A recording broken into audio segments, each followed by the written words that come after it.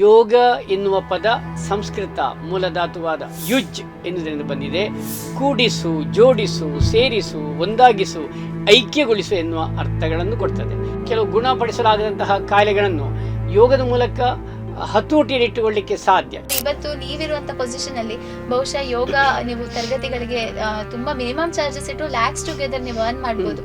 But ನಿಮ್ಗೆ ಯಾಕೆ ಉಚಿತ ಮಾಡ್ಬೇಕನ್ನೋದು? ಸಣ್ಣ ಸಣ್ಣ ಕಾಯಿಲೆ ಬಂದ ತಕ್ಷಣ ಗುಳಿ, ಈಗ ತಲೆನೋವಾಯ್ತು ಹೇಳಿದ್ರೆ ಕೂಡಲೇ ಗುಳಿ ನುಂಗುದಲ್ಲ, ಒಳ್ಳೆ ಒಂದು ವ್ಯಾನು ಸೂರ್ಯ ಮುದ್ದೆ ಮಾಡೋದು, ತಕ್ಷಣ ಅದಕ್ಕೆ ಬೇಕಾಗೋ ಶ್ಲೋಕ ಮಂತ್ರ ಹೇಳೋದು, ಅಥವಾ ಅದಕ್ಕೆ ಬೇಕಾಗೋ ಯೋಗ ಮಾಡಿ ಆಗದಿದ್ದರೆ ಮತ್ತೆ ಡಾಕ್ಟರ್ ತಗೋಬೇಕು. ನಾನು ಹೇಳೋದು ಯಾವುದಾದ್ರು ಒಂದು ಎಕ್ಸಸೈಸ್ ಬೇಕೇ ಬೇಕು. ವಾಕಿಂಗ್ ಆಗಲಿ, ಜಿಮ್ ಆಗಲಿ, ಫಿಸಿಯೋಥೆರಪಿ ಆಗಲಿ, ಅದೇ ಯೋಗ ಅಲ್ಟಿಮೇಟ್ ಅಂತ ನಮ್ಮ ದಾಖಲೆಗಳು ಹೇಳ್ತದೆ, ಸಮೀಕ್ಷೆಯು ಹೇಳ್ತಾರೆ, ವೈಜ್ಞಾನಿಕವಾಗಿ ಸಹ ದೃಢಪಟ್ಟಿದೆ. ಒಬ್ಬ ಪೇಷಂಟಿಗೆ ಎಂಥದ್ದು ಮಾಡಲಿಕ್ಕೆ ಆಗಲ್ಲ, ಮಲಗಿಕೊಂಡೇ ಇದ್ದಾನೆ, ಕಡೆಗೆ ಮೆಲ್ಲಗೆ ಒಮ್ಮೆ ಬಲಕಾಲಿತ್ತುದು ಕೆಳಗಿಳಿಸುವುದು, ಒಮ್ಮೆ ಎಡಕಾಲಿತ್ತುದು ಬೆಳಗ್ಗೆ, ಆ ದಿವಸಕ್ಕೆ 3 ಸಲ 6 ಸಲ ಮಾಡಿ ನನಗೆ ಒಳ್ಳೆಯದಾಗ್ತದೆ, ಕಾಲಿಗೆ ಶಕ್ತಿ ಬಂತು ಹೇಳ್ತಾನೆ. ಈಗ ನಾನೆಲ್ಲ ಯೋಗ ಮಾಡಿ ಆಯಿತು, ಎಕ್ಸಸೈಸ್ ಮಾಡಿ, ಇವ ಅಲ್ಲಿ ಮನೆಯಲ್ಲಿ ಹೋಗಿ ಗಬ ಗಬ ತಿನ್ನುವುದು, ಇದ್ದದೆಲ್ಲ ತಿನ್ನುವುದು, ಮತ್ತೆ ಅವನಿಗೆ ಕಾಯಿಲೆ ಬರದಿತ್ತು. ಆಹಾರ ಸೇವನೆ ಕ್ರಮವೇ ತಪ್ಪು. ಅಗ್ನಿ, ವಾಯು, ಆಕಾಶ, ಪೃಥ್ವಿ, ವರ್ಣ, digestive system, respiratory system, circulatory system, skeletal system, excretory system, ನೋಡಿ ಇದೆಲ್ಲ ನಾವು ಹೇಳಬೇಕಿಲ್ಲ, ಜನ ನಂಬಬೇಕಲ್ವ.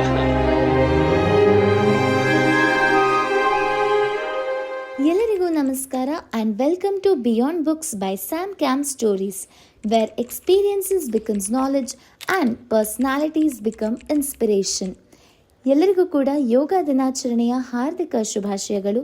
12ನೇ ಯೋಗ ದಿನಾಚರಣೆಯ ಪ್ರಯುಕ್ತ ನಿಮ್ಮ ಮುಂದೆ ಒಂದು ವಿಶೇಷ ಸಂಚಿಕೆಯನ್ನು ತಂದಿದ್ದೇವೆ.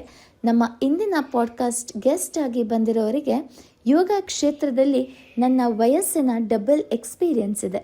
44 ವರ್ಷಗಳಿಂದ ಉಚಿತ ಯೋಗ ತರಬೇತಿಗಳನ್ನು ನೀಡ್ತಾ ಯೋಗ ಅಭ್ಯಾಸವನ್ನು ಮಾಡ್ತಾ 3.5 ಲಕ್ಷಕ್ಕೂ ಹೆಚ್ಚು ಜನರಿಗೆ ಯೋಗ ತರಬೇತಿಯನ್ನು ನೀಡಿರುವಂಥವರು, ಯೋಗಾಚಾರ್ಯ, ಯೋಗ ರತ್ನ, ಯೋಗ ಕಲಾ ಪ್ರವೀಣ ಸೇರಿದಂತೆ ಜಿಲ್ಲಾ ರಾಜ್ಯೋತ್ಸವ ಪ್ರಶಸ್ತಿಯನ್ನು ಪಡೆದಿರುವಂಥವರು ಶ್ರೀ ಗೋಪಾಲ್ ಕೃಷ್ಣ ದೇಲಂಪಾಡಿ. ಇವರು ನಮ್ಮ ಇಂದಿನ ಪಾಡ್ಕಾಸ್ಟ್ ಗೆಸ್ಟ್ ಆಗಿದ್ದಾರೆ.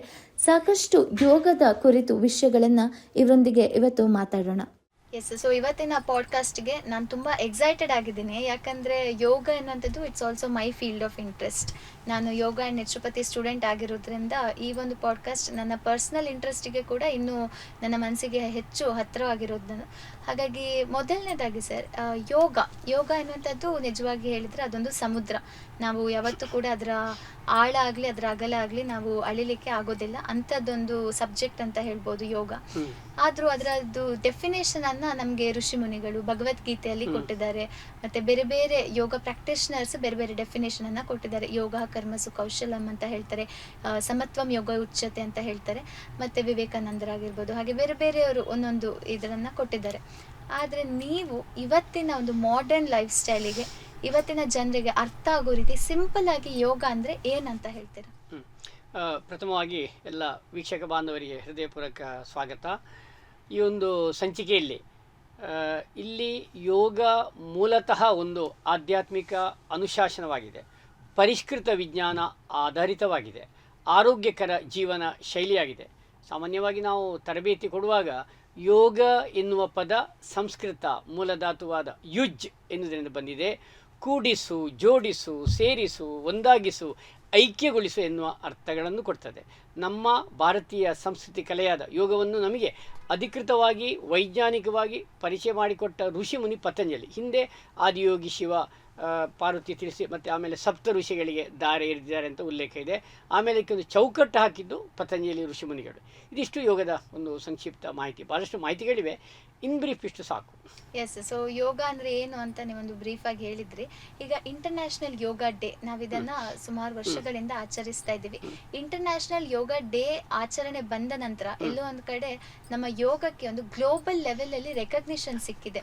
ಇವತ್ತು ಇಡೀ ಒಂದು ನಮ್ಮ ಪ್ರಪಂಚವೇ ತಿರುಗಿ ನಮ್ಮ ಭಾರತದ ಸಂಸ್ಕೃತಿ ಯೋಗದ ಕಡೆ ತಿರುಗಿ ನೋಡ್ತಾ ಇದ್ದಾರೆ. ನಮ್ಮನ್ನ ಒಂದು ಎತ್ತರದಲ್ಲಿ ಈ ಯೋಗ ಅನ್ನೋದನ್ನ ಪೂಜಿಸ್ತಾ ಇದ್ದಾರೆ. ಬೇರೆ ಬೇರೆ ಕಂಟ್ರೀಸ್ ಅಲ್ಲಿ ಈಗ ನಾನು ನೋಡ್ಬೋದು, ನಮ್ಮ ಯೋಗ ಅಂಡ್ ನ್ಯಾಚುರೋಪತಿ ಡಾಕ್ಟರ್ಸ್ ಕೂಡ ಅಷ್ಟೇ.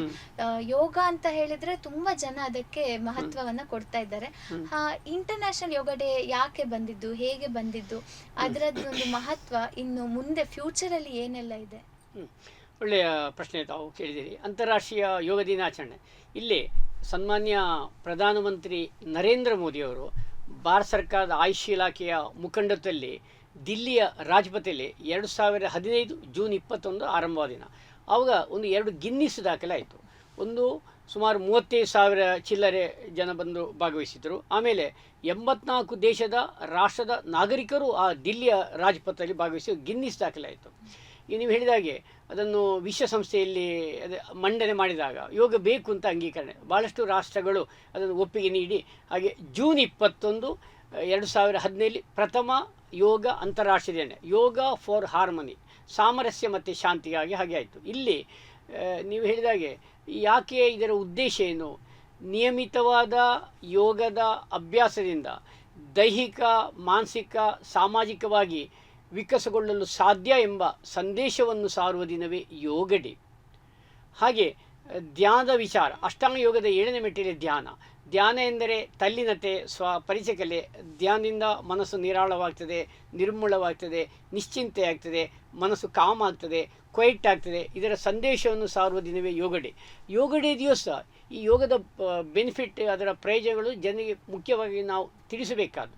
ಹಾಗೆ ಇನ್ನೂ ಹಲವಾರು ಕಾಯಿಲೆಗಳು, ಇನ್ನು ಕೆಲವು ಗುಣಪಡಿಸಲಾಗದಂತಹ ಕಾಯಿಲೆಗಳನ್ನು ಯೋಗದ ಮೂಲಕ ಹತೋಟಿಯಲ್ಲಿಟ್ಟುಕೊಳ್ಳಿಕ್ಕೆ ಸಾಧ್ಯ. ಎಷ್ಟು ಸ್ಟ್ರೆಸ್ ಆಗ್ತದೆ, ಒತ್ತಡ ಆಗ್ತದೆ, ಅದಕ್ಕೆ ಯೋಗ ಮಾಡ್ತಾ ಇದ್ದಾಗ ನಿಯಂತ್ರಣಕ್ಕೆ ಬಹಳ ಸಾಧ್ಯ. ಮತ್ತು ನಮ್ಮ ದೇಹದಲ್ಲಿ ನಿರ್ನಾಳ ಗ್ರಂಥಿಗಳಿವೆ, ಗ್ಲ್ಯಾಂಡ್ಸ್ ಅಂತ ಇದೆ. ಅದನ್ನು ಸರಿಯಾಗಿ ಸ್ರವಿಸಲಿಕ್ಕೆ ಹಲವಾರು ಯೋಗಾಸಗಳು, ಪ್ರಾಣಾಯಾಮ, ಧ್ಯಾನ ಮಾಡುವಾಗ ಅದರಿಂದ ಅದು ಕರೆಕ್ಟಾಗಿ ನಿರ್ನಾಳ ಗ್ರಂಥಿಗಳು ಕೆಲಸ ನಿರ್ವಹಿಸಲಿಕ್ಕೆ ಸಹಕಾರಿಯಾಗ್ತದೆ. ಮತ್ತು ಇಡೀ ದಿವಸ ನಾವು 24 ಗಂಟೆ 365 ಡೇಸ್ ಬ್ಯುಸಿ ಇದ್ದೇವೆ. ಆ ಬ್ಯುಸಿ ವೇಳಾಪಟ್ಟಿಯಿಂದ ಆ ಒಂದು ದಿವಸ ಹೊರಗೆ ಬಂದು ಸಾಮೂಹಿಕವಾಗಿ ಯೋಗ ಮಾಡಿದಾಗ ಜನರಿಗೆ ಮನಸ್ಸು ಪ್ರಫುಲ್ಲವಾಗ್ತದೆ, ಮನಸ್ಸು ರಿಲ್ಯಾಕ್ಸ್ ಆಗ್ತದೆ, ಮನಸ್ಸು ಹಗುರಾಗ್ತದೆ ಹೇಳುವ ಸಂದೇಶವನ್ನು ಸಾರುವ ದಿನವೇ ಯೋಗ ಡೇ. ಹಾಗೆ ಯೋಗ ಡೇಗೆ ಭಾಳಷ್ಟು ಮಾಹಿತಿಗಳು ಇದೆ. ಒಟ್ಟಾರೆಯಾಗಿ ಸಣ್ಣ ಪುಟ್ಟ ಕಾಯಿಲೆಗಳಾದ ಸೊಂಟ ನೋವು, ಬೆನ್ನು ನೋವು, ಗ್ಯಾಸ್ಟ್ರಿಕ್, ಡಯಾಬಿಟಿಕ್, BP ಇತ್ಯಾದಿ ಆರೋಗ್ಯ ಸಮಸ್ಯೆಗಳನ್ನು ಯೋಗದ ಮೂಲಕ ನಿಯಂತ್ರಣಪಡಿಸಲು ಸಾಧ್ಯ ಎಂಬ ಸಂದೇಶವನ್ನು ಸಾರುವ ದಿನವೇ ಯೋಗ ಡೇ. ಈ ರೀತಿಯ ಒಂದು ಆಶಯದಲ್ಲಿ ಭಾರತ ಸರ್ಕಾರದ ಆಯುಷ್ ಇಲಾಖೆ ಅದನ್ನು ಪ್ರಾರಂಭ ಮಾಡಿದ್ದಾರೆ. ಈ ಸಲ 26ರಲ್ಲಿ ಯೋಗ ಫಾರ್ ಇದು ಪೀಸ್, ವಿಶಸ್, ಹಾಗೆ ಬಹಳಷ್ಟು ಅದರ ಮಾಹಿತಿ ಇದೆ.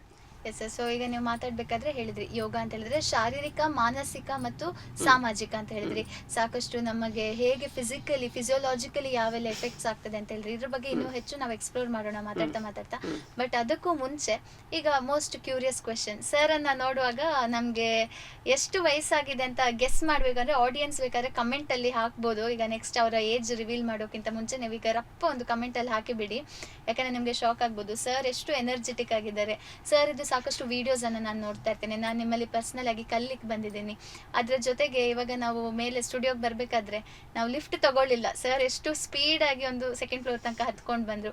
ಸೊ ಇದೆಲ್ಲ ನೋಡುವಾಗ ನಿಮ್ಮಲ್ಲಿ ಈ ಏಜಲ್ಲೂ ಕೂಡ ಇಷ್ಟು ಎನರ್ಜಿ ಇದೆ ಅಂತ ಹೇಳಿದ್ರೆ ಅದಕ್ಕೆ ಖಂಡಿತ ನನಗೆ ಗೊತ್ತು ಯೋಗನೇ ಕಾರಣ ಅಂತ. ನಿಮಗೆ ಯೋಗ ಇಂಟ್ರೆಸ್ಟ್ ಎಲ್ಲಿಂದ ಬಂತು?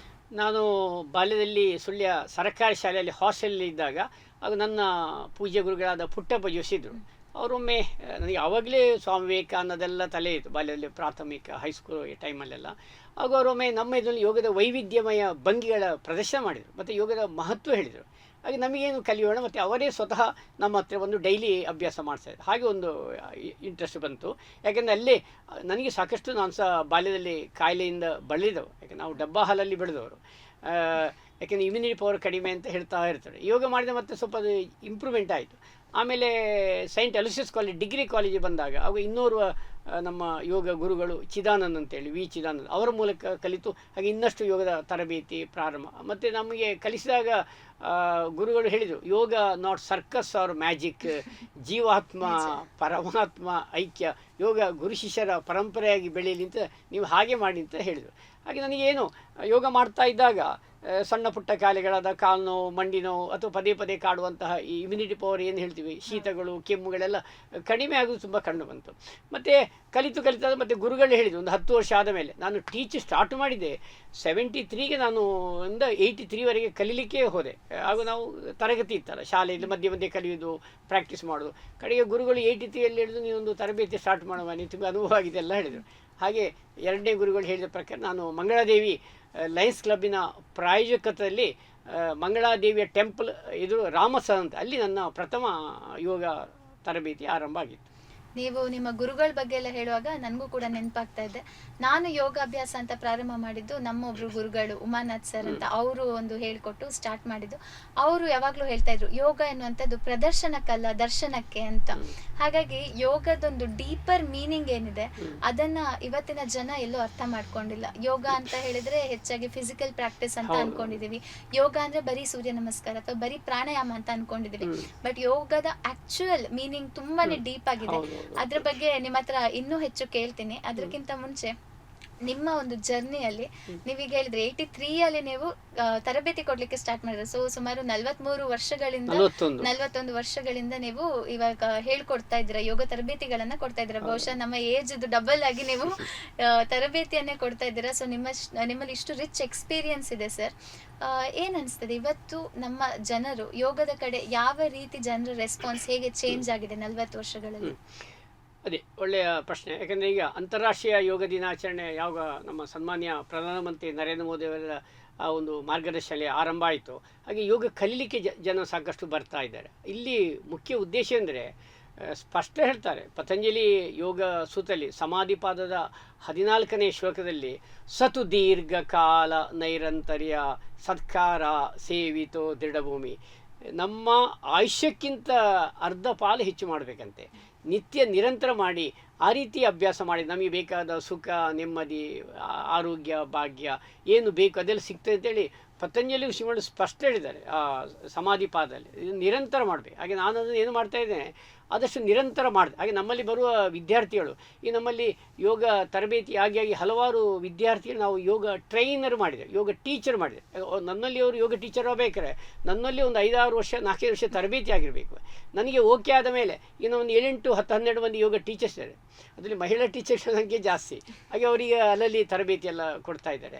ಹಾಗೆ ಯೋಗ ಮಾಡ್ತಾ ಮಾಡ್ತಾ ಹೋದಾಗೆ ನಮಗೆ ದೈಹಿಕ ಆರೋಗ್ಯ ಮತ್ತು ಮನಸ್ಸಿಗೆ ನೆಮ್ಮದಿ ಶಾಂತಿ, ಸಣ್ಣ ಪುಟ್ಟ ಕಾಯಿಲೆಗಳೆಲ್ಲ ಹತ್ತಿರ ಬರಲು, ಮತ್ತು ಇಡೀ ದಿವಸ ನಾವು ಬೆಳಗಿಂದ ಸಂಜೆಗೆ ಬ್ಯಾಲೆನ್ಸ್ ಮೈಂಡಲ್ಲಿ ಇರಲಿಕ್ಕೆ ನಮಗೆ ಸಹಕಾರಿ ಆಗ್ತದೆ. ಅದು ಯೋಗದಲ್ಲಿ ತುಂಬ ಸಾಧ್ಯ ಆಗ್ತದೆ.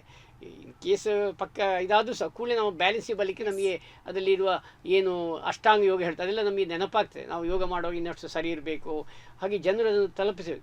ಈ ಸಣ್ಣ ಸಣ್ಣ ಕಾಯಿಲೆ ಬಂದ ತಕ್ಷಣ ಗುಳಿ, ಈಗ ತಲೆನೋವಾಯಿತು ಹೇಳಿದ್ರೆ ಕೂಡಲೇ ಗುಳಿ ನುಂಗುದಲ್ಲ, ಕೂಡಲೇ ಒಂದು ವ್ಯಾನು ಸೂರ್ಯ ಮುದ್ದೆ ಮಾಡೋದು, ತಕ್ಷಣ ಅದಕ್ಕೆ ಬೇಕಾಗೋ ಶ್ಲೋಕ ಮಂತ್ರ ಹೇಳೋದು, ಅಥವಾ ಅದಕ್ಕೆ ಬೇಕಾಗೋ ಯೋಗ ಮಾಡಿ ಆಗದಿದ್ದರೆ ಮತ್ತೆ ಡಾಕ್ಟರ್ ತಗೋಬೇಕು. ಈಗ ಚಿಕಿತ್ಸಾ ವಿಧಾನ ಹಲವಿದೆ. ಅಲೋಪತಿ, ಹೋಮಿಯೋಪತಿ, ಆಯುರ್ಪತಿ, ನ್ಯಾಚುರೋಪತಿ, ಜಲಪತಿ, ಸಿದ್ಧ, ಯುನಾನಿ, ಮನೆಮದ್ದು 10 ಹಲವಿದೆ. ಅದೆಲ್ಲ ಒಳ್ಳೆಯದಿದೆ. ನಮ್ಮ ಹಿರಿಯರು ಪೂರ್ವಿಕರು ಋಷಿಮುನಿಗರ ಪರಂಪರೆಯಲ್ಲಿ ಹಿಂದೆ ಗುರುಕುಲ ಪದ್ಧತಿ ಇದನ್ನೆಲ್ಲ ಹೇಳಿಕೊಡ್ತಾರೆ ಯೋಗದ ಮೂಲಕ. ಆಗ ಯಾವುದೇ ರೀತಿಯ ಈ ಅಲೋಪತಿ ಹೋಮಿಯೋಪತಿ ಎಲ್ಲ ಅಷ್ಟೇ ಇರಲಿಲ್ಲ. ಇದೆಲ್ಲ ಇತ್ತೀಚೆಗೆ ಬೆಳಕಿಗೆ ಬಂದದ್ದು. ಆಯುರ್ವೇದ ಸ್ಟಾರ್ಟ್ ಆಗಿ 6000 ವರ್ಷ, ಅಲೋಪತಿ ಸ್ಟಾರ್ಟ್ ಆಗಿ 300 ವರ್ಷ ಎಲ್ಲ ಆಯಿತು ಅಂತೇಳಿ ಈಗ ಹೇಳ್ತಾರೆ. ಅದೇನೇ ಇರಲಿ, ಆದರೆ ಯೋಗ ನಮ್ಮ ಹಿಂದಿನ ಪೂರ್ವಿಕರು ಮಾಡಿಟ್ಟಂಥ ಆಸ್ತಿ.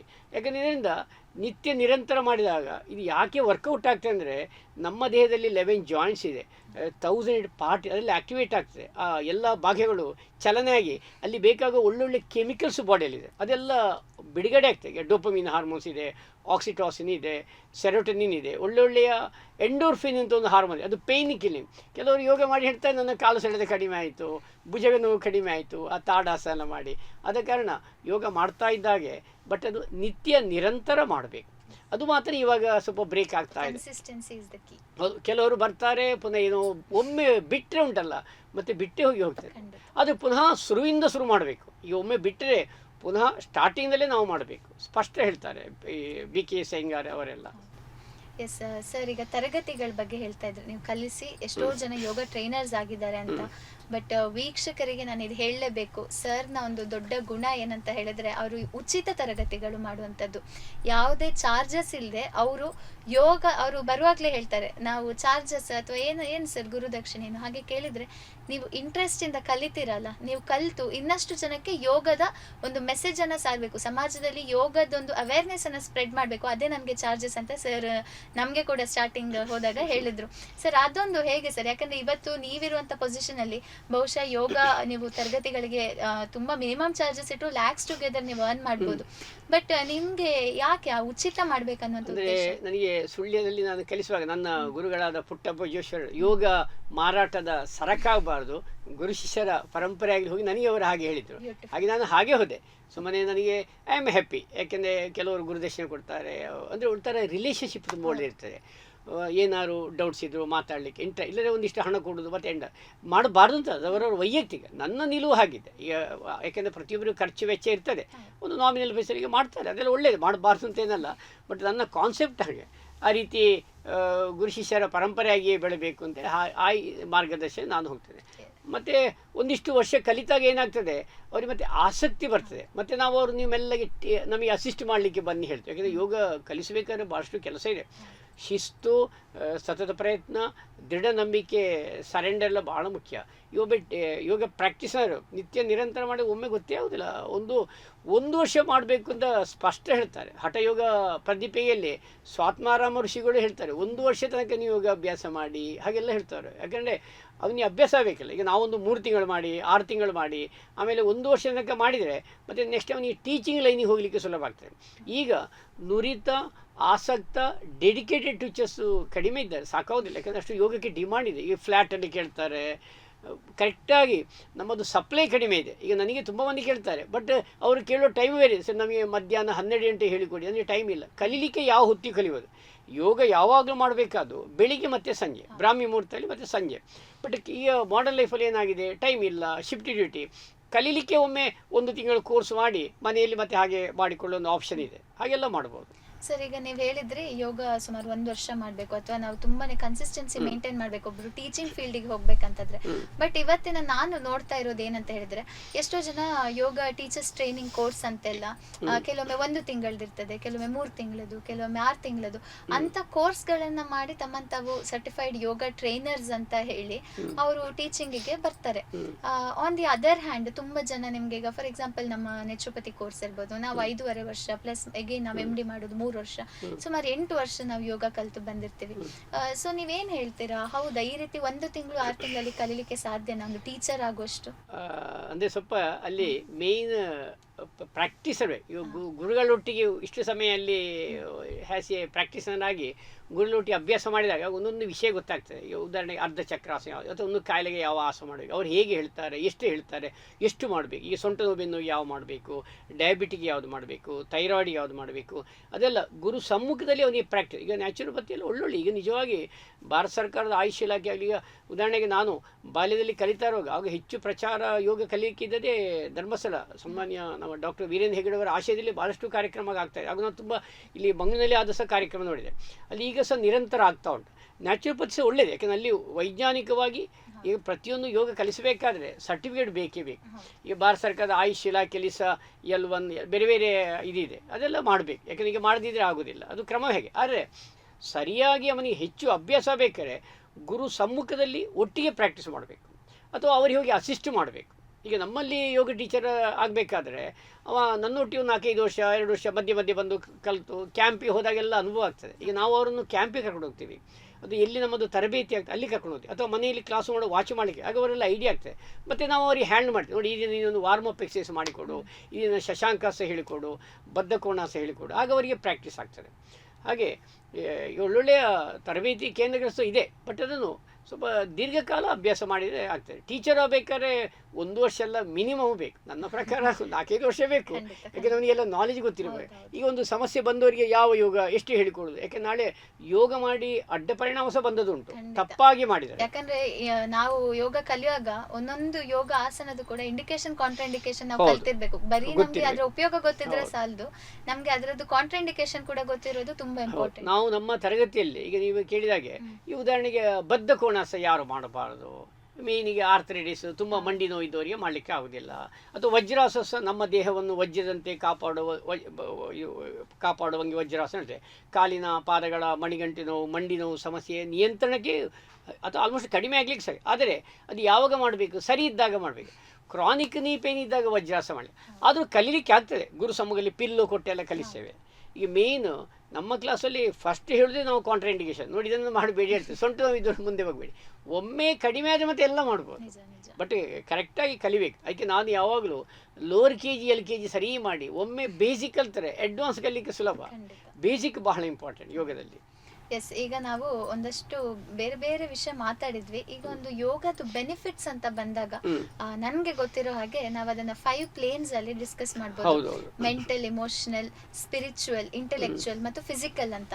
ಸೊ ನಾವು ಒಂದೊಂದೇ ಡೈಮೆನ್ಷನ್ಸ್ ಅನ್ನ ಈಗ ಕವರ್ ಮಾಡೋಣ, ಬಿಕಾಸ್ ಇದು ಇವತ್ತಿನ ವೀಕ್ಷಕರಿಗೆ ಬೇಕಾಗಿರುವಂತಹ ಸೆಗ್ಮೆಂಟ್. ಯಾಕಂದ್ರೆ ನಮ್ಮ ಮೆಂಟಲ್ ಹೆಲ್ತ್ ಆಗಿರ್ಬೋದು ಅಥವಾ ಫಿಸಿಕಲ್ ಹೆಲ್ತ್ ಆಗಿರ್ಬೋದು, ಇದನ್ನ ಮೇಂಟೈನ್ ಮಾಡ್ಲಿಕ್ಕೆ ನಾವು ಯಾವ್ಯಾವ ರೀತಿ ಯೋಗವನ್ನ ಮಾಡ್ಬೋದು ಅಂತ. ಫಸ್ಟ್ ನಾನು ಇವತ್ತಿನ ಜನರೇಷನ್ಗೆ, ಇವತ್ತಿನ stressful urbanised modern life style ಮಾಡ್ತಿರುವಂತ ಜನರಿಗೆ ಬೇಕಾಗಿರುವಂತದ್ದು ಮೆಂಟಲ್ ಹೆಲ್ತ್ ಮತ್ತು ಇಮೋಷನಲ್ ಹೆಲ್ತ್. ಆದ್ರೆ ನಾನೇ ಪ್ರಾರಂಭ ಮಾಡ್ತೀನಿ. ಮೆಂಟಲಿ ಇವತ್ತು ಸ್ಟ್ರೆಸ್ ಇದೆ, ಮತ್ತೆ ಏನಂತ ನೋಡಿದ್ರೆ ಇವತ್ತು ಮಕ್ಕಳಿಂದ ಹಿಡಿದು ವಯಸ್ಸಾದವ್ರ ತನಕ, ಇವನ್ ರಿಟೈರ್ಡ್ ಆದ್ಮೇಲೂ ಕೂಡ ಸ್ಟ್ರೆಸ್ ಇರುವಂತವ್ರೆ. ಸೊ ಸ್ಟ್ರೆಸ್ಸಿಗೆ ನಾವು ಯೋಗ ಯಾವ ರೀತಿ ಹೆಲ್ಪ್ ಆಗ್ತದೆ? ಈಗ ಮನುಷ್ಯ ಅಂತ ಹೇಳಿದಾಗ ಸ್ವಲ್ಪ ಸ್ಟ್ರೆಸ್ ಬೇಕು. ಈಗ ನಮ್ಮ ಬ್ರೈನಲ್ಲಿ ಮುಂಭಾಗಕ್ಕೆ ಮುಮ್ಮೆದುಳು ಹೇಳ್ತೇವೆ, ಹಿಂಭಾಗಕ್ಕೆ ಆಕ್ಸಿಪಿಟಲ್ ಲೋಬ್, ಇದು ಆಡಿಯೋ, ಇದು ವಿಡಿಯೋ, ಇದು ಫ್ರಂಟಲ್ ಲೋಬ್, ಇದು ಪ್ಯಾರಟಲ್ ಲೋಬ್. ಇಲ್ಲಿ ಪಾರಾಸಿಂಪಥೆಟಿಕ್ ನರ್ವ್ ಅಂತ ಇದೆ, ಇದು ಹೆಚ್ಚು ಆಕ್ಟಿವೇಟ್. ಈಗ ಸಾಧಕರಿಗೆ, ಸಾಧು ಸಂತರಿಗೆ, ಅವಧೂತರಿಗೆಲ್ಲ ಪಾರಾಸಿಂಪಥೆಟಿಕ್ ವೇಗಸ್ ಅನ್ನೋಲ್ಲಿ ಆಕ್ಟಿವೇಟ್ ಆಗಿ ಒಳ್ಳೆಯ ಹಾರ್ಮೋನ್ಸ್ ಇವೆ. ಇದು ಬೇಕಾದಾಗ ಮಾತ್ರ ಕಾರ್ಟಿಲೇಸ್ ಹೇಳಿ, ಅಂದರೆ ಈಗ ನನಗೆ ಪಕ್ಕ ಏನು ಹುಲಿ ಬಂತು ಆಗ ನಾನು ಸಡನ್ ಓಡಬೇಕಲ್ಲ, ಆಗ ನನಗೆ ಎನರ್ಜಿ ಬರಬೇಕು, ಆವಾಗ ಇದೇ ಆಕ್ಟಿವೇಟ್ ಆಗ. ಈಗೇನಾಗಿದೆ ಸಣ್ಣ ಸಣ್ಣ ವಿಷಯಕ್ಕೆ ಇದು ಹೆಚ್ಚು ಆಕ್ಟಿವೇಟ್ ಆಗ್ತಾ ಇರ್ತದೆ. ಕೋಪ ಬಂದಾಗ, ಗಡಿಬಿಡಿ ಆದಾಗ ಇದು ಹೆಚ್ಚು ಆಕ್ಟಿವೇಟ್ ಆಗಿ, ಹಿಮ್ಮೆದುಳು ಹೆಚ್ಚು ಆಕ್ಟಿವೇಟ್ ಆಗಬಾರ್ದು. ಈಗ ಎನಿಮಲ್ ಬ್ರೈನ್ ಹೇಳ್ತಾರೆ, ಅದನ್ನೆಲ್ಲ ಸರಿ ಮಾಡಲಿಕ್ಕೆ ಯೋಗದಲ್ಲಿ ನಾವು ಫಸ್ಟಿಗೆ ನಾವು ಮುದ್ರೆ ಕೊಡ್ತೇವೆ. ಈಗ ನಾವು ಟೆನ್ಷನ್, ಈಗ ನಮಗೆ ತುಂಬ ಮಂದಿ ಸ್ಟ್ರೆಸ್, ಡಿಪ್ರೆಷನ್ ಅವರು ಬರ್ತಾರೆ. ಈಗ ಅವರಿಗೆ ನೀವು ಕಣ್ಣು ಮುಚ್ಚಿ ಧ್ಯಾನ ಮಾಡಿದರೆ ಮಾಡಲಿಕ್ಕೆ ಆಗೋದಿಲ್ಲ. ಅದಕ್ಕೆ ನಾವೇನು ಚಿನ್ಮುದ್ದೆ ಕೊಡ್ತೇವೆ, ತೋರು ಬೆರಳು ಹೆಬ್ಬೆಣ್ಣೆ ತುದಿ ಚಿನ್ಮುದ್ದೆ ಮಾಡಿ ಸ್ವಲ್ಪ ಕೂತ್ಕೊಳ್ಳಿ, ಮತ್ತು ಕಣ್ಣು ಮುಚ್ಚಿ ಆ ಉಸಿರನ್ನು ಗಮನಿಸೋ ಧ್ಯಾನ ಮಾಡಿ. ಯಾವಾಗ ಈ ಧ್ಯಾನದಲ್ಲಿ ಹಲವಾರಿದೆ, ಮೈಂಡ್ಫುಲ್ ಮೆಡಿಟೇಷನ್ ಇದೆ, ಆಮೇಲೆ ಟಿಬೆಟಿಯನ್ ಮೆಡಿಟೇಷನ್ ಇದೆ, ಬೇರೆ ಬೇರೆ ರೀತಿಯ ಧ್ಯಾನಗಳಿವೆ. ಈಗ ಇರುವುದಲ್ಲಿ ಸರಳ ಧ್ಯಾನ ನನ್ನ ಅನುಭವದಲ್ಲಿ ಚಿನ್ಮುದ್ದೆ ಮಾಡಿ, ಬೆನ್ನು ಕುತ್ತಿ ನೇರ ಮಾಡಿ, ಕಣ್ಣು ಮುಚ್ಚಿ ಆಂತರಿಕ ವಿಷಯಗಳಾದ ಶ್ವಾಸೋಚ್ಛ್ವಾಸವನ್ನೇ ಗಮನಿಸ್ತಾ ಈಗ ನಮ್ಮ ಉಸಿರಾಟ ಒಂದು ಮೇಲೆ ಕೆಳಗೆ ಹೋಗ್ತಾ ಇಲ್ಲ, that breath you have to count. ಯಾವಾಗ ನಮ್ಮ ಮನಸ್ಸನ್ನು ಒಂದೇ ವಿಷಯದ ಕಡೆ ಕೇಂದ್ರೀಕೃತಗೊಂಡಾಗ ಇಲ್ಲಿ ಏನಾಗ್ತದೆ, ನಮ್ಮ ಬ್ರೈನಿನ ಏನು ಡೊಪಮಿನ್ ಹಾರ್ಮೋನ್ಸ್ ಬಿಡುಗಡೆ ಆಗ್ತದೆ, ಆಕ್ಸಿಟಾಸಿನ್, ಸೆರೋಟೋನಿನ್, ಅದೆಲ್ಲ ಒಳ್ಳೆಯ ಹಾರ್ಮೋನ್ಸ್. ಈ ಡೊಪಮಿನ್ ಹಾರ್ಮೋನ್ಸ್ ಹ್ಯಾಪಿ ಹಾರ್ಮೋನ್ಸ್. ಈಗ ಧ್ಯಾನ ಮಾಡಿ ಕಣ್ಣು ಮುಚ್ಚಿ ಎಲ್ಲ ಆಗಿ ಒಂದು 2 ನಿಮಿಷ 3 ನಿಮಿಷ ಮಾಡಿ ಧ್ಯಾನ ಎಂಡ್ ಮಾಡುವಾಗ ಇಷ್ಟು ಶಾಂತವಾಗಿರ್ತದೆ. ಯಾರು ಟೆನ್ಷನ್ ಕೋಪದಲ್ಲಿ ಹಾರಾಡ್ತಾರ ಇರೋದಿಲ್ಲ. ಧ್ಯಾನ ಮಾಡಿದ ಮೇಲೆ ಧ್ಯಾನದಿಂದ ಮನಸ್ಸು ನಿರ್ಮಲವಾಗ್ತದೆ, ಮನಸ್ಸು ನಿಶ್ಚಿಂತೆ ಆಗ್ತದೆ, ಮನಸ್ಸು ಕಾಮ್ ಆಗ್ತದೆ, ಮನಸ್ಸು ಕ್ವೈಟ್ ಆಗ್ತದೆ, ಮನಸ್ಸಿನ ಚಂಚಲದ ನಿವಾರಣೆ ಆಗ್ತದೆ, ಮನಸ್ಸು ನಿರಾಳಗೊಳ್ಳುತ್ತದೆ, ಮನಸ್ಸು ಅರಳುತ್ತದೆ, ಮನಸ್ಸು ಪ್ರಫುಲ್ಲವಾಗ್ತದೆ, ಮನಸ್ಸಿಗೆ ಡೀಪ್ ರಿಲ್ಯಾಕ್ಸೇಷನ್ ಸಿಗ್ತದೆ. ಅದಕ್ಕೆ ಧ್ಯಾನ ಎಂಬ ಶಬ್ದ ಲ್ಯಾಟಿನ್ ಭಾಷೆಯ ಮೆಡಿರೇ, ಶಾಂತಿಗಾಗಿ ಧ್ಯಾನ ಮಾಡಿ, ಮನಸ್ಸಿನ ನಿರ್ಮಲತೆಗಾಗಿ ಧ್ಯಾನ ಮಾಡಿ. ಈಗ ಆರಂಭದಲ್ಲಿ ಚಿಕ್ಕದು ಧ್ಯಾನ ಮಾಡಿ ನನ್ನ ಪ್ರಕಾರ ನಾವು ಸಂಸಾರಿಗಳು ದೊಡ್ಡ ಧ್ಯಾನ ಮಾಡಬಾರ್ದು, ಚಿಕ್ಕ ಧ್ಯಾನ ಮಾಡಿ, ಚಿನ್ಮುದ್ದೆ ಮಾಡಿ 1 ರಿಂದ 50, 1 ರಿಂದ ನಾವು ಧ್ಯಾನ ಮಾಡುವಾಗ ನಮ್ಮ ಮನಸ್ಸಲ್ಲಿ ಹೇಳಿಕೊಳ್ಬೇಕಂತೆ. ಸ್ವಾಮಿ ವಿವೇಕಾನಂದ ಬಂಡೆಯಂತೆ ಅಚಲ, ವಿಗ್ರಹದಂತೆ ನಿಶ್ಚಲ. ನಾನೀಗ ಧ್ಯಾನ ಮಾಡ್ತಾ ಇದ್ದೇನೆ, ಸಮಂ ಕಾಯೋ ಶಿರೋಗ್ರಿಯೋ, ಬೆನ್ನು ಕುತ್ತಿಗೆ ಶಿರಸ್ಸೆಲ್ಲ ನೇರ ಮಾಡಿ, ಯಾಕಂದರೆ ಸರಿಯಾಗಿ ಎನರ್ಜಿ ಪಾಸ್ ಆಗಬೇಕಲ್ಲ. ಧ್ಯಾನ ಬಹಳ ಒಳ್ಳೆಯದು. ಆದರೆ ಧ್ಯಾನ ಮಾಡಬೇಕಾದ್ರೆ ಎಲ್ಲ ಧಾರ್ಮಿಕ ಕಾರ್ಯಗಳಿಗೆ ದೇಹವೇ ಮೂಲ ಸಾಧನ. ದೇಹವನ್ನು ಮೊದಲು ಹಿಡಿತೈತೆ. ನನಗೆ ಧ್ಯಾನ ಮಾಡಬೇಕಾದ್ರೆ ವಜ್ರಾಸನ, ಪದ್ಮಾಸನ, ವೀರಾಸನ, ಸುಖಾಸನ, ಸ್ವಸ್ತಿಕಾಸನ ಕೂತ್ಕೊಳ್ಳಿಕ್ಕೆ ಆಗ್ತಾ ಇಲ್ಲ. ನೋಡಿ, ಈಗ ಫಂಕ್ಷನಿಗೆ ಹೋದ್ ನೋಡಿ ತುಂಬ ಮಂದಿ ಡೈನಿಂಗ್ ಟೇಬಲ್ಗೆ ಹೋಗ್ತಾರೆ, ನೆಲದಲ್ಲಿ ಕೂತ್ಕೊಳ್ಳಿಕ್ಕೆ ಆಗಬೇಕು. ಅದಕ್ಕೋಸ್ಕರ ತೀರಾ ಕಷ್ಟನೇ ಚೇರಲ್ಲಿ ಮಾಡೋದು, ಹಾಗೆಲ್ಲ ಆಪ್ಷನ್ ಇದೆ. ಇದು ನಿಮ್ಮ ಮೆಂಟಲಿನ ಸಮಸ್ಯೆಗೆ ಫಸ್ಟ್ ಮಾಡಬೇಕಾದವರು ತೀರಾ ಕಷ್ಟನೇ ಚೇರಲ್ಲಿ ಕೂತು ಚಿಕ್ಕ ಧ್ಯಾನ ಮಾಡಿ ಮನಸ್ಸನ್ನು ನಿಯಂತ್ರಣಕ್ಕೆ ತರ್ಕೊಳ್ಬೇಕು. ಧ್ಯಾನ ಮಾಡುವಾಗ ಮನಸ್ಸು ನಿರಾಳವಾಗ್ತದೆ, ಮನಸ್ಸು ನಿರ್ಮಳವಾಗ್ತದೆ, ಮನಸ್ಸು ನಿಶ್ಚಿಂತೆ ಆಗ್ತದೆ, ಮನಸ್ಸು ಕಾಮ್ ಆಗ್ತದೆ, ಕ್ವೈಟ್ ಆಗ್ತದೆ, ಹ್ಯಾಪಿ ಹಾರ್ಮೋನ್ಸ್ ಬಿಡುಗಡೆ ಆಗ್ತದೆ. ಅದಕ್ಕೆ ಸ್ಟಾರ್ಟಿಂಗಲ್ಲಿ ಸ್ವಲ್ಪ ದಿವಸ ಅವರು ಚಿನ್ಮುದ್ದೆಯಲ್ಲಿ ಕಣ್ಣು ಮುಚ್ಚಿ ಕೂತ್ಕೊಂಡು ಆ ಉಸಿರನ್ನೇ ಗಮನಿಸಬೇಕು. ಉಸಿರನ್ನು ಗಮನಿಸಿದಾಗ ಆಗ ಮನಸ್ಸು ತರಬೇಕಲ್ಲಿ. ನಾನು ಮೈಂಡಲ್ಲಿ ಕೊಡಬೇಕು, ನಾನೀಗ ಧ್ಯಾನ ಮತ್ತು ಧ್ಯಾನ ಮಾಡುವಾಗ ಹೇಳಬಾರ್ದು ಮನೆಯಲ್ಲಿ ಬಾಕಿದವರೇ, ನಾನು ಧ್ಯಾನ ಮಾಡ್ತೇವೆ ಮೇಲೆ ಎಲ್ಲ ಮಾತಾಡಬೇಡಿ, ದಿಶೆ ಬಿದ್ದು ಧ್ಯಾನ ಫೇಲಿಯರ್ ಆಗ್ತದೆ. ಧ್ಯಾನ ಮಾಡೋದು ಯಾರಿಗೂ ಗೊತ್ತವಲ್ಲ. ಬೇಕಾದ್ರೆ ಮಲಗಿಕೊಂಡು ಶವಾಸನ ಕೂತು ಕಣ್ಣು ಮುಚ್ಚಿ ಮಾಡಿ. ಪೇಷಂಟ್ ಹುಷಾರಿಲ್ಲದಿದ್ದರೆ ಯಾರು ಧ್ಯಾನ ಮಾಡ್ತಾರೆ ಅವರು ಶಾಂತವಾಗಿರ್ಲಿಕ್ಕೆ ಆಗ್ತದೆ. ಪ್ರಫುಲ್, ಅಲ್ಲಿ ಎಲ್ಲ ಆ್ಯಪ್ಸ್ಗಳು ಆಫ್ ಆಗ್ತದೆ. ಈಗ ನಮ್ಮ ಲ್ಯಾಪ್ಟಾಪಲ್ಲಿ ಎಲ್ಲ ಆ್ಯಪ್ಸ್ ಆಫ್ ಆದಾಗೆ ನಮ್ಮಲ್ಲಿ ಬೇರೆ ಬೇರೆದ ಟಾಕ್ಸಿನ್ಸ್ ಅದೆಲ್ಲ ಕಮ್ಮಿ ಆಗಬೇಕಲ್ಲ, ನಾರ್ಮಲ್ ಆಗಬೇಕು. ಅದಕ್ಕೆ ಮೆಡಿಟೇಷನ್ ತುಂಬ ಫಿಸಿಕಲ್. ಮತ್ತು ಯೋಗಾಸನಗಳಲ್ಲಿ ಅಧೋಮುಖ ಶ್ವಾನಾಸನ, ಶಶಾಂಕಾಸ ಮಾಡಿದಾಗ ಶಿರಸ್ಸಿಗೆ ರಕ್ತ ಖ್ಯಾತ ಯೋಗ ಸಾಧಕ BK ಸಂಘ ಅಲ್ಲಿ ಇಂಟರ್ವ್ಯೂ ಒಂದು ಪ್ರಶ್ನೆ ಕೇಳ್ತಾರೆ, ನೀವೆಲ್ಲ ಹೇಳ್ತಿರಬಹುದು, ಈಗ ನನಗೆ ಮೆಂಟಲಿ ಟೆನ್ಷನ್ ಆಗಿದೆ, ಆಂಗ್ಸೈಟಿ ಆಗಿದೆ, ನಾನು ಏನು ಮಾಡಬೇಕು, ನಿಮ್ಮ ಯೋಗಾಸನ ಯಾವುದು ಹೇಳಿ. ಶಶಾಂಕಾಸ ಮಾಡಿದವುಗಳ ಶಿರಸ್ಸಿಗೆ ರಕ್ತ ಸಂಚಲನೆ, ನರಮಂಡಲ ಸಚೇತನಗೊಳ್ತದೆ. ಓದಿ ಓದಿ ವಿಚಾರ ಮಾಡಿ ಫಸ್ಟ್ ಬರೆದು ಫರ್ಗೆಟ್ಫುಲ್ನೆಸ್ ಮರ್ತು ಹೋಗ್ತದೆ. ಎಲ್ಲ ಓದಿಯಾಗಿದೆ, ಪರೀಕ್ಷೆ ಹಾಲಲ್ಲಿ ಬ್ಲ್ಯಾಂಕ್ ಆಗ್ತದೆ, ಆಂಗ್ಸೈಟಿ ಆಗಿದೆ. ಅದಕ್ಕೆ ಶಶಾಂಕಾಸ ಮಾಡಿದವುಗಳೇ ಅಲ್ಲಿ ನೆನಪು ಶಕ್ತಿ ಹೆಚ್ಚಾಗಲಿಕ್ಕೆ ಅದೆಲ್ಲ ಒಳ್ಳೆ. ಅದು ವಜ್ರಾಸ ಮಾಡಿ ಮುಂದೆ ಬಗ್ಗೋದು. ಭಾಳಷ್ಟು ಭಂಗಿಗಳಿವೆ. ಅಧೋಮುಖ ಶ್ವಾನಾಸ ಇದೆ, ಪಾದಹಸಾಸ ಇದೆ, ಸರ್ವಾಂಗಾಸ ಇದೆ, ಶೀರ್ಷಾಸ ಇದೆ. ಕೊನೆಯ ಪಕ್ಷ ವಿದ್ಯಾರ್ಥಿಗಳು ನಾನು ಪರೀಕ್ಷೆ ದಿವಸ ಸಹ ವಜ್ರಾಸ ಕೂತು ಕಣ್ಣು ಮುಚ್ಚಿ ಮತ್ತು ಮೆಲ್ಲಗೆ ಶಶಾಂಕಾಸ ಮಾಡಿ ಒಂದು 10-15-20 ಸೆಕೆಂಡ್ ಮಾಡಿ ಪುನಃ ಮೇಲೆ ಬರು. ಆ ರೀತಿ 2-3 ಬಾರಿ ಮಾಡಿದಾಗ ಈ ಪರೀಕ್ಷೆ ಟೈಮಲ್ಲಿ ಏನು ಮಾಡ್ತಾರೆ, ಯಾವ ವಿದ್ಯಾರ್ಥಿ ಎಕ್ಸಸೈಸ್ ಮಾಡಿದ್ರೆ ತುಂಬ ಮಂದಿ, ಯಾಕಂದರೆ ಓದುವುದೇ ಓದಬೇಕಲ್ವಾ. ನನ್ನ ಪ್ರಕಾರ ಮುದ್ರೆ, ಪ್ರಾಣಾಯಾಮ, ಧ್ಯಾನ, ಶಶಾಂಕಾಸನ ನನ್ನ ಅನುಭವದ ಪ್ರಕಾರ ನಾವು ತುಂಬ ನೋಡಿದೆ, ಒಳ್ಳೆ ರಿಸಲ್ಟ್ ಉಂಟು. ಯಾಕೆಂದರೆ ಅಲ್ಲಿ ವಜ್ರಾಸ ಮಾಡಿ ಮುಂದೆ ಬಗ್ಗಿದ ಒಳ್ಳೆ ಶಿರಸ್ಸಿಗೆ ರಕ್ತ ಸಂಚಲನೆ, ನರಮಂಡಲ ಸಚೇತನಗೊಳ್ತದೆ, ಡೊಪಮಿನ್ ಹಾರ್ಮೋನ್ಸ್ ಬಿಡುಗಡೆ ಆಗ್ತದೆ, ಆಕ್ಸಿಟೋಸಿನ್, ಯಾಕೆಂದರೆ ಬ್ರೈನಿಗೆ ಸರಿಯಾಗಿ ಆಕ್ಸಿಜನ್ ಹೋಗ್ತದೆ, ಸಪ್ಲೈ ಆಗ್ತದೆ, ಹಾಗೂ ಒಳ್ಳೆಯ ಕೆಮಿಕಲ್ಸ್ ಬಿಡುಗಡೆ ಆಗಲಿಕ್ಕೆ ಒಳ್ಳೆಯದಾಗ್ತದೆ. ಇದು ಮಾನಸಿಕವಾಗಿ ನೀವು ಹೇಳುವಂತಹ ಸ್ಟ್ರೆಸ್ಸಿಗೆ ಯೋಗಾಸನಗಳಲ್ಲಿ ಶಶಾಂಕ. ಮತ್ತು ಪ್ರಾಣಾಯಾಮ ಇದೆ, ಮನಸ್ಸಿನ ಚಂಚಲತೆಯನ್ನು ನಿವಾರಿಸುವ ಕ್ರಮಬದ್ಧ ಉಪಾಯವೇ ಪ್ರಾಣಾಯಾಮ. ಶ್ವಾಸ ಪ್ರಶ್ವಾಸಯೋ ಗತಿರ್ವಿಚ್ಛೇದ ಪ್ರಾಣಾಯಾಮ. ಉಸಿರಿನ ಪೂರಕ ರೇಚಕಗಳ ವೇಗವನ್ನು ಕಡಿಮೆ ಮಾಡುವುದೇ ಪ್ರಾಣಾಯಾಮ. ಹಾಗೆ ಆರಂಭದಲ್ಲಿ ಚಿಕ್ಕ ಪ್ರಾಣಾಯಾಮ, ಚಿಕ್ಕ ಧ್ಯಾನ, ಒಂದು ಮುದ್ದೆ ಮಾಡಿಕೊಂಡು ಸರಿ ಮಾಡಿ. ಒಮ್ಮೆ ಅದು ಲಿಂಕ್ ಕನೆಕ್ಟ್ ಆದರೆ ಮತ್ತೆ ಅವ ಹೀಗೆ ಕೂತ್ಕೊಳ್ತದೆ, ಸುಮ್ಮನೆ ಬರ್ತೇನೆ ಮಾರೆ ಧ್ಯಾನ ಮಾಡಿ ಬರ್ತೇನೆ ಹೇಳ್ತಾರೆ. ಆ ರೀತಿ ನಿಮ್ಗೆ ಖುಷಿ ಇರ್ತದಲ್ವ? ಹೌದು, ಖಂಡಿತ. ನಮಗೆ ಏನಂತ ಹೇಳಿದ್ರೆ ಬೇಸಿಕಲಿ ಒಂದು ಮೆಡಿಟೇಷನ್, ಪ್ರಾಣಾಯಾಮ ಮತ್ತು ಸಿಂಪಲ್ ನೀವು ಹೇಳಿದಂಥ ಆಸನಾಸ್, ಈಗ ಶಶಾಂಕಾಸನ ಅಂಥದ್ದನ್ನೆಲ್ಲ ಪ್ರಾಕ್ಟೀಸ್ ಮಾಡಿ ನಮ್ಮ ಕಾರ್ಟಿಸೋಲ್ ಲೆವೆಲ್ಸ್ ಅನ್ನ ಕಮ್ಮಿ ಮಾಡ್ಕೊಳ್ಬೇಕು. ಸೆರೆಟೋನಿನ್, ಆಕ್ಸಿಟೋಸಿನ್, ಡೋಪಮಿನ್ ಇಂಥ ಹ್ಯಾಪಿ ಹಾರ್ಮೋನ್ಸ್ ಅನ್ನ ಜಾಸ್ತಿ ಮಾಡ್ಕೊಳ್ಬೇಕು. ಪ್ಯಾರಾಸಿಂಪಥೆಟಿಕ್ ಆಕ್ಟಿವಿಟೀಸ್ ಅನ್ನ ಆಕ್ಟಿವೇಟ್ ಮಾಡಬೇಕು. ಸೊ ಇಷ್ಟು ಮಾಡಿದ್ರೆ ನಮ್ಗೆ ಸ್ಟ್ರೆಸ್, ಆಂಗ್ಸೈಟಿ ಇದನ್ನೆಲ್ಲ ಆದಷ್ಟು ನಮ್ಮ ನಿಯಂತ್ರಣಕ್ಕೆ ತರ್ಬೋದು. ಎಸ್, ಈಗ ನೆಕ್ಸ್ಟ್ ನಾವು ಬರುವಂತದ್ದು ಫಿಸಿಕಲ್ ಆಸ್ಪೆಕ್ಟ್ಗೆ. ಫಿಸಿಕಲ್ ಆಸ್ಪೆಕ್ಟ್ ತುಂಬಾ ಇಂಪಾರ್ಟೆಂಟ್. ಇವತ್ತು ಜನರು ಹೆಚ್ಚು ಒಂದು ಏನ್ ಹೇಳ್ತಾರೆ, ಅದಕ್ಕೆ ಆದ್ಯತೆ ಕೊಡುವಂತ ಒಂದು ಆಸ್ಪೆಕ್ಟ್ ಅಂತ ಹೇಳ್ಬೋದು. ಆಂಟಿ ಏಜಿಂಗ್ ಇಂದ ಹಿಡಿದು ನಮ್ಗೆ ಯಾವುದೇ ರೀತಿ ಕಾಯಿಲೆ ಬಂದ್ರೆ ನಮ್ಗೆ ಫಸ್ಟ್ ಎಫೆಕ್ಟ್ ಆಗುವಂತದ್ದು ಅದು ಶಾರೀರಿಕವಾಗಿ. ಬಹುಶಃ ಮೆಂಟಲಿ ಇದನ್ನ ನಾವು ರೆಕಗ್ನೈಸ್ ಮಾಡ್ಲಿಕ್ಕೆ ಫೇಲ್ ಆಗ್ತೀವಿ. ಅಂದ್ರೆ ನಮ್ಗೆ ಮೆಂಟಲಿ ಸ್ಟ್ರೆಸ್ ಇದ್ರೂ ಕೂಡ ಎಷ್ಟೋ ಜನರಿಗೆ ಅದು ಗೊತ್ತಾಗೋದಿಲ್ಲ ನಮ್ಗೆ ಸ್ಟ್ರೆಸ್ ಉಂಟು ಅಂತ. ಅದು ನಮ್ಗೆ ಫಿಸಿಕಲಿ ಅದು ಎಕ್ಸ್ಪ್ರೆಸ್ ಆದ ನಂತರವೇ ಗೊತ್ತಾಗೋದು, ಓಕೆ ನಮ್ಗೆ ಸ್ಟ್ರೆಸ್ ಇಂದ ಹೀಗಾಗಿದೆ ಅಂತ. ಹಾಗಾಗಿ ಫಿಸಿಕಲಿಗೆ ಬಂದಾಗ ಈಗಾಗಲೇ ನಾನು ಹೇಳಿದೆ ಸರ್ ಇದು ಏಜ್ ರಿವೀಲ್ ಮಾಡ್ತೀನಿ ಅಂತ. ಸರ್ಗೆ 70 years, ನೋಡಿದ್ರೆ ಯಂಗ್ ಅಂಡ್ ಎನರ್ಜೆಟಿಕ್, ಸ್ವೀಟ್ 16 ತರ ಇದ್ದೀರಾ. ಸೊ ನಿಮ್ಗೆ ಇದು ಪರ್ಫೆಕ್ಟ್ ಕ್ವೆಶನ್. ಆಂಟಿ ಏಜಿಂಗಿಗಾಗಿ ಫಿಸಿಕಲಿ ಒಂದು ಸ್ಲೋ ಏಜಿಂಗ್ ಪ್ರೊಸೆಸ್ ಅಥವಾ ಹೆಲ್ದಿ ಏಜಿಂಗ್ ಅಂತ ಹೇಳ್ತಾರೆ, ಇದಕ್ಕೆ ಯೋಗದ ಎಷ್ಟು ಕಾಂಟ್ರಿಬ್ಯೂಷನ್ ಇದೆ? ಎಸ್, ಇಂದು ವಿಶ್ವದ ಎಲ್ಲ ಜನಾಂಗದವರನ್ನು ಯೋಗವು ಬಲವಾಗಿ ಆಕರ್ಷಿಸ್ತಾ ಇದೆ. ಯಾವಾಗ ಇಂಟರ್ನ್ಯಾಷನಲ್ ಯೋಗ ಡೇ ಆಯಿತು, ಯೋಗ ಕಲಿಯುವವರ ಸಂಖ್ಯೆ ಜಾಸ್ತಿ ಆಗಿದೆ. ಆದರೆ ಅದು ನಿತ್ಯ ನಿರಂತರ ಸ್ವಲ್ಪ ಸಾಕಾಗ್ತಾ ಅಂತ ನನ್ನ ಅನುಭವದಲ್ಲಿ. ಒಮ್ಮೆ ಬರ್ತಾರೆ, ಯೋಗ ಡೇ ಬರುವಾಗೆಲ್ಲ ಬರ್ತಾರೆ, ಅದು ಆಲ್ಮೋಸ್ಟ್ ಇಡೀ ವಾರ, ಕೊನೆ ಪಕ್ಷ 5 days ಆದರೂ ಮಾಡಬೇಕು ಅನ್ನೋ ಫೀಸಲ್ಲಿ ಅಲ್ಲಿ ಹೇಳ್ತಾರೆ. 7 ದಿನವೂ ಮಾಡಬೇಕು, ಅದು ಸ್ವಲ್ಪ ಆದರೂ ಮಾಡಬೇಕು. ಅದು ಮಾಡ್ತಾ ಇದ್ದಾಗ ನಮ್ಮ ದೇಹದ 11 ಜಾಯಿಂಟ್ಸ್ಗಳು ಅದೆಲ್ಲ ಆ್ಯಕ್ಟಿವೇಟ್ ಆಗಿ ನಿತ್ಯ ಆಗ್ತದೆ. ಮತ್ತು ಮುಖ್ಯವಾಗಿ ರಕ್ತ ಸಂಚಾರ ಆಗ್ತದೆ. ಈಗ ನಮಗೆ ಡಾಕ್ಟ್ರು ಹೇಗೆ ಬೇಕಾದ್ರೂ ಬ್ಲಡ್ ಟೆಸ್ಟ್ ಮಾಡಲಿ, ನಿಮ್ಮ ಬ್ಲಡ್ ಎಲ್ಲ ನಾರ್ಮಲ್ ಉಂಟಲ್ಲ, ಆಹಾರ, ಗಾಳಿ, ನೀರು, ನಿದ್ರೆ, ದೈಹಿಕ ಚಟುವಟಿಕೆ, ಮನಸ್ಸನ್ನು ಸರಿಪಡಿಸಿಕೊಳ್ಳಿ, ಯಮನಿಯಮ ಪಾಲಿಸಿ, ಅದು ಸಹ ಬಹಳ ಇಂಪಾರ್ಟೆಂಟ್. ಅದು ಯಮನಿಯಮ ಪಾಲಿಸಿಕೊಂಡು ನಾವು ಆಸನಗಳನ್ನು ಮಾಡಿದಾಗ ಆಗ ನಮಗೆ ದೈಹಿಕ ಆರೋಗ್ಯ, ಚಿತ್ತ ಶಾಂತಿಗೆ, ಆಧ್ಯಾತ್ಮಿಕ ಸ್ಥಾನ ಬಹಳ ಸುಲಭ ಆಗ್ತದೆ. ಮತ್ತು ಇಲ್ಲಿ ದೇಹದಲ್ಲಿರುವ ಈಗಾಗಲೇ ನಾನು ಹೇಳ್ತೆ 11 ಜಾಯಿಂಟ್ಸ್ ಇದೆ, 1008 ಪಾರ್ಟ್ ಇದೆ, ಅಲ್ಲಿ ಆ್ಯಕ್ಟಿವೇಟ್ ಆಗಬೇಕು. ನಾನು ಯಾವುದೇ ಇಲ್ಲಿ ನಾವು ಯೋಗಾಸನ ಹೇಳಿಕೊಡುವಾಗ forward bending, backward bending, sideward bending, hand balance, leg balance, head balance ಎಲ್ಲ ಮಾಡಿಸ್ಬೇಕು. ಆವಾಗ ಎಲ್ಲ ಟ್ವಿಸ್ಟಿಂಗ್ ಮಾಡ್ತೀವಿ, ತಿರುಚುವಿಕೆ ವ್ಯಾಯಾಮ ಮಾಡೋದು, ಅದರಲ್ಲಿ ಸಹ ಸ್ಪೈನಲ್ಲೆಲ್ಲ ಫ್ರೀ ಆಗ್ತದೆ. ಇದೆಲ್ಲ ಮಾಡುವಾಗ ಒಂಥರ ಲವಲವಿಕೆ, ಉಲ್ಲಾಸ, ಉತ್ಸಾಹ ಎಲ್ಲ ಬರಲಿಕ್ಕೆ ಒಳ್ಳೆಯದು. ನಮಗೆ ಮೇಯ್ನ್ ಬೇಕಾಗೋದು ಒಂದು ಹೆಲ್ದಿ ಬಾಡಿ. ಇಲ್ಲಿಯ ಪ್ರಸಕ್ತ ಎಬ್ರಾಡಲ್ಲಿ, ಅಮೆರಿಕದಲ್ಲಿ ಕಚೇರಿಗೆ ಹೋಗಬೇಕಾದ್ರೆ, ಕಾಲೇಜಿಗೆ ಹೋಗಬೇಕಾದ್ರೆ first they have to enter meditation chamber. ಯಾಕೆ ನನ್ನ ಅಂಕಲ್ ಇದ್ದಾರೆ, ಅವರು 88 ವರ್ಷ. ಅವ್ರು ಹೇಳ್ತಾರೆ, ನಾನು IBM ಕಂಪನಿಯಲ್ಲಿ ಕೆಲಸ ಮಾಡ್ತಾ ಇದ್ದೆ, ಅಲ್ಲಿ ಆಫೀಸಿಗೆ ಹೋಗೋ ಮುಂಚೆ 1 ಗಂಟೆ ನಮ್ಮ ಕ್ಯಾಂಪಸ್ಸಲ್ಲಿ ವಾಕಿಂಗ್ ಹೋಗಿ ಹೇಳ್ತಾರೆ, ವಾಕಿಂಗ್ ಹೋದರೆ ಇಷ್ಟು $1 ಕ್ರೆಡಿಟ್ ಮಾಡ್ತಾರೆ ಅವರ ಅಕೌಂಟಿಗೆ ಫ್ರೀಯಾಗಿ. ಆಮೇಲೆ ವರ್ಷಕ್ಕೆ 2 ಬಾರಿ ಯೋಗದ ಕೋರ್ಸಿಗೆ ಹೋಗಿ ಆ ಸರ್ಟಿಫಿಕೇಟ್ ಕೊಂಡು ಈಗ ಮೆಡಿಕಲ್ ಬಿಲ್ ಕ್ಲೇಮ್ ಆಗೋದಿಲ್ಲ ಅಂತ, ಯಾಕೆಂದರೆ ಅವರು ಹೆಲ್ದಿಯಾಗಿದ್ದಾರೆ ಅಮೆರಿಕದಲ್ಲಿ. ಆದ ಕಾರಣ ರಷ್ಯಾದಲ್ಲಿ ಇದಕ್ಕೆ ಡ್ರಗ್ಲೆಸ್ ಥೆರಪಿ ಹೇಳ್ತಾರೆ ಯೋಗಕ್ಕೆ.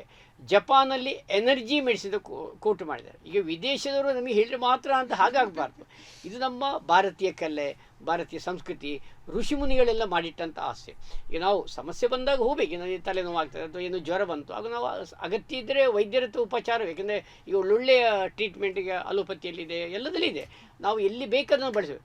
ಸಣ್ಣ ಸಣ್ಣ ವಿಷಯಕ್ಕೆ ಬಳಸ್ತಾ ಹೋದರೆ, ಇದು ಯೋಗ ನಿತ್ಯ ಮಾಡ್ತಾ ಇದ್ದಾಗ ಈಗ ನಮಗೆ ಸಣ್ಣ ಸಣ್ಣ ಕಾಯಿಲೆಗಳು ತುಂಬ ಕಡಿಮೆ. ಈಗ ಸೊಂಟ ನೋವು, ಕಾಲು ಸೆಳೆತ, ನನ್ನ ಅನುಭವದಲ್ಲಿ ಮಂಡಿ ನೋವು ಅದೆಲ್ಲ ತುಂಬ ಕಡಿಮೆ ಆಗ್ತದೆ. ಮತ್ತು ಇಡೀ ದೇಹದ ನರನಾಡಿಗಳಲ್ಲಿ ಆ್ಯಕ್ಟಿವೇಟ್ ಆಗ್ತದೆ.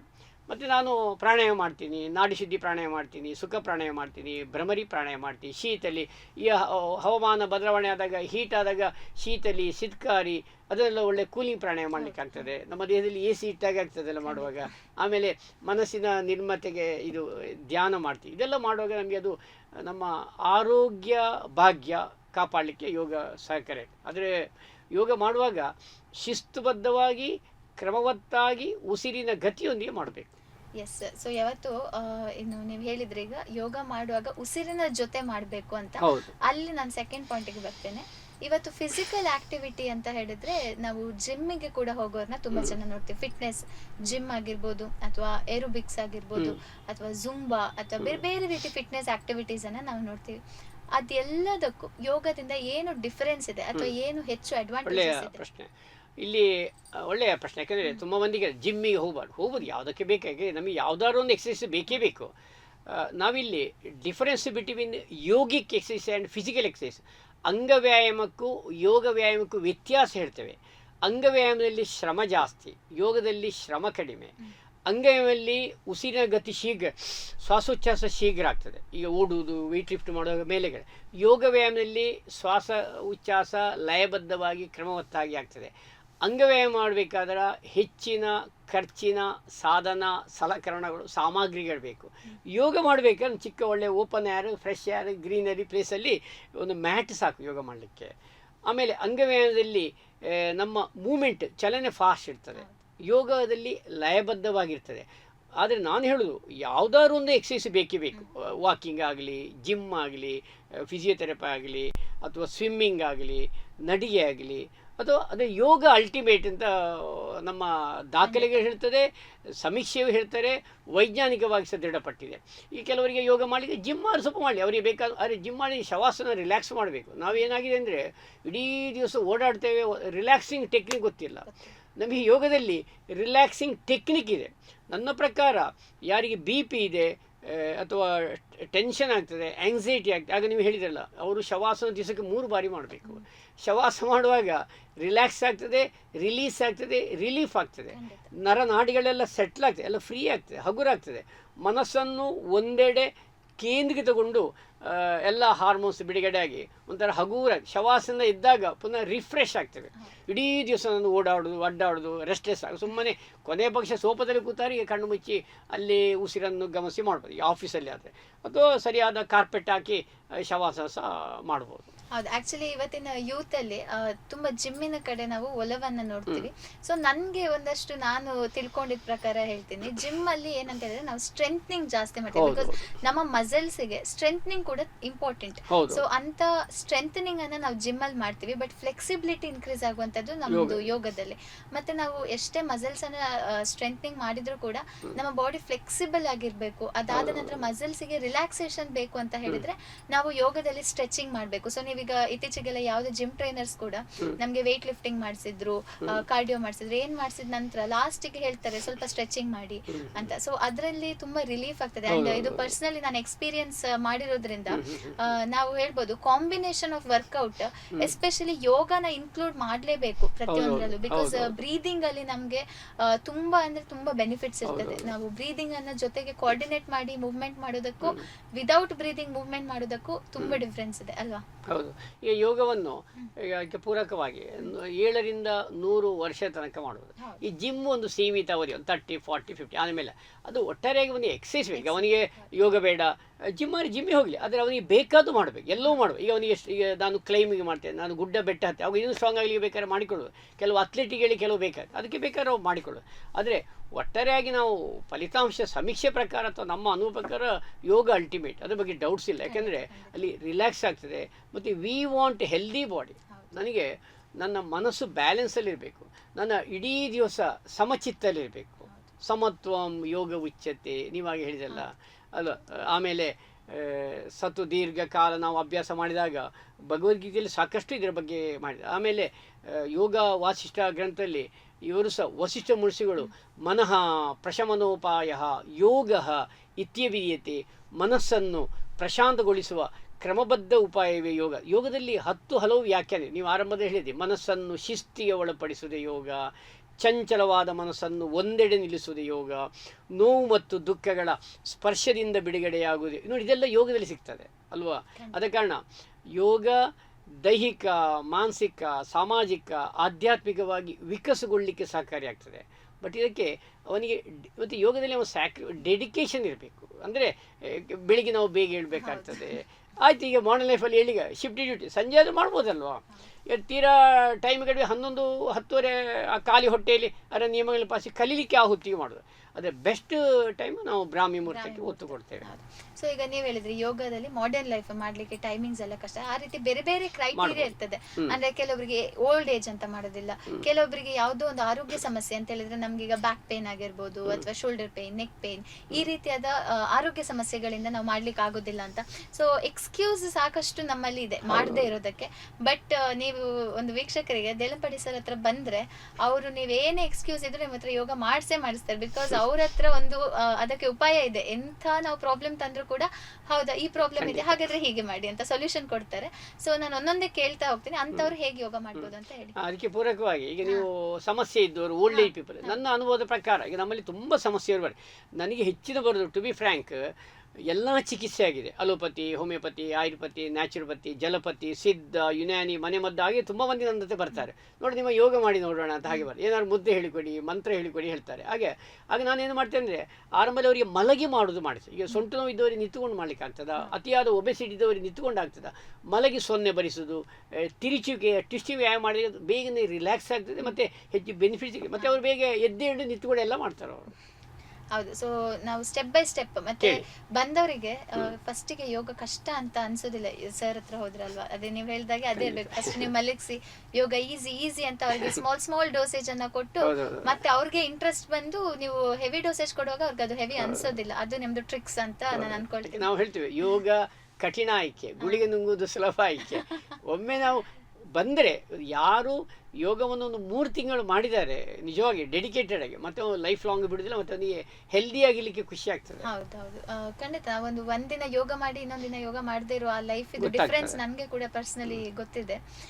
ಸೊ ಈಗ ಓಲ್ಡ್ ಏಜ್ ಅಲ್ಲಿ ಅವ್ರಿಗೆ ಕೆಳಗೆ ಕೂರ್ಲಿಕ್ಕೆ ಆಗೋದಿಲ್ಲ, ಮಂಡಿ ನೋವು, ಬೆನ್ನು ನೋವು ಇದೆ, ಅಂತವ್ರು ಯಾವ ರೀತಿ ಯೋಗನ ಅಭ್ಯಾಸ? ಅವರಿಗೆ ನಾವು ಎಂತ ಮಾಡ್ತೇವೆ, ಚೇಲ್ ಕೂತ್ಕೊಂಡು ಸ್ಟ್ರೆಚಿಂಗ್, ಕೈಯನ್ನು ಮೂವ್ಮೆಂಟ್ ಮಾಡೋದು, ರಿಸ್ಟ್ ರೊಟೇಷನ್ ಅಥವಾ ಇಂಥ ಎಲ್ಬೋ ಮೂವ್ಮೆಂಟ್ ಇದೆಲ್ಲ ಹೇಳಿಕೊಡ್ತೀವಿ. ಅದು ಆರಂಭದಲ್ಲಿ ಏನು ಅದಕ್ಕೆ ಬೇಕಾಗುವಂತಹ ಪ್ರಾರ್ಥನೆ, ಧ್ಯಾನ, ಸುಖ ಪ್ರಾಣಾಯಾಮ, ಓಂಕಾರ, ಸಾಧ್ಯವಾಗುವರಿಗೆ ಕಪಾಲಭಾತಿ. ಸಮಸ್ಯೆ ಇದ್ದವರು ಕಪಾಲಭಾತಿ ಮಾಡಲಿಕ್ಕಿಲ್ಲ, ಹಾರ್ಟ್ ಪ್ರಾಬ್ಲಮ್ಮು ಅದು ಗೊತ್ತಲ್ಲ, ಅದೆಲ್ಲ ಗುರು ಮುಖೇನ ಕಲಿಬೇಕು ಹೇಳೋ ಉದ್ದೇಶವೇ ಹಾಗೆ.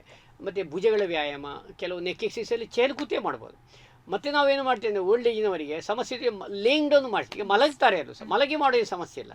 ಮಲಗಿ ಮಾಡಿ ಒಂದೊಂದು ಕಾಲೆತ್ತುದು, ಸೊನ್ನೆ ಬರಿದು, ತಿರುಚಿಕೆ ವ್ಯಾಯಾಮ, ಉತ್ತಿತ ಏಕಪಾದಾಸನ, ಸಾಧ್ಯವಾದರೆ ಪವನ ಮುಕ್ತಾಸನ, ಸುಪ್ತ ಬದ್ಧ ಕೋಣಾಸನ.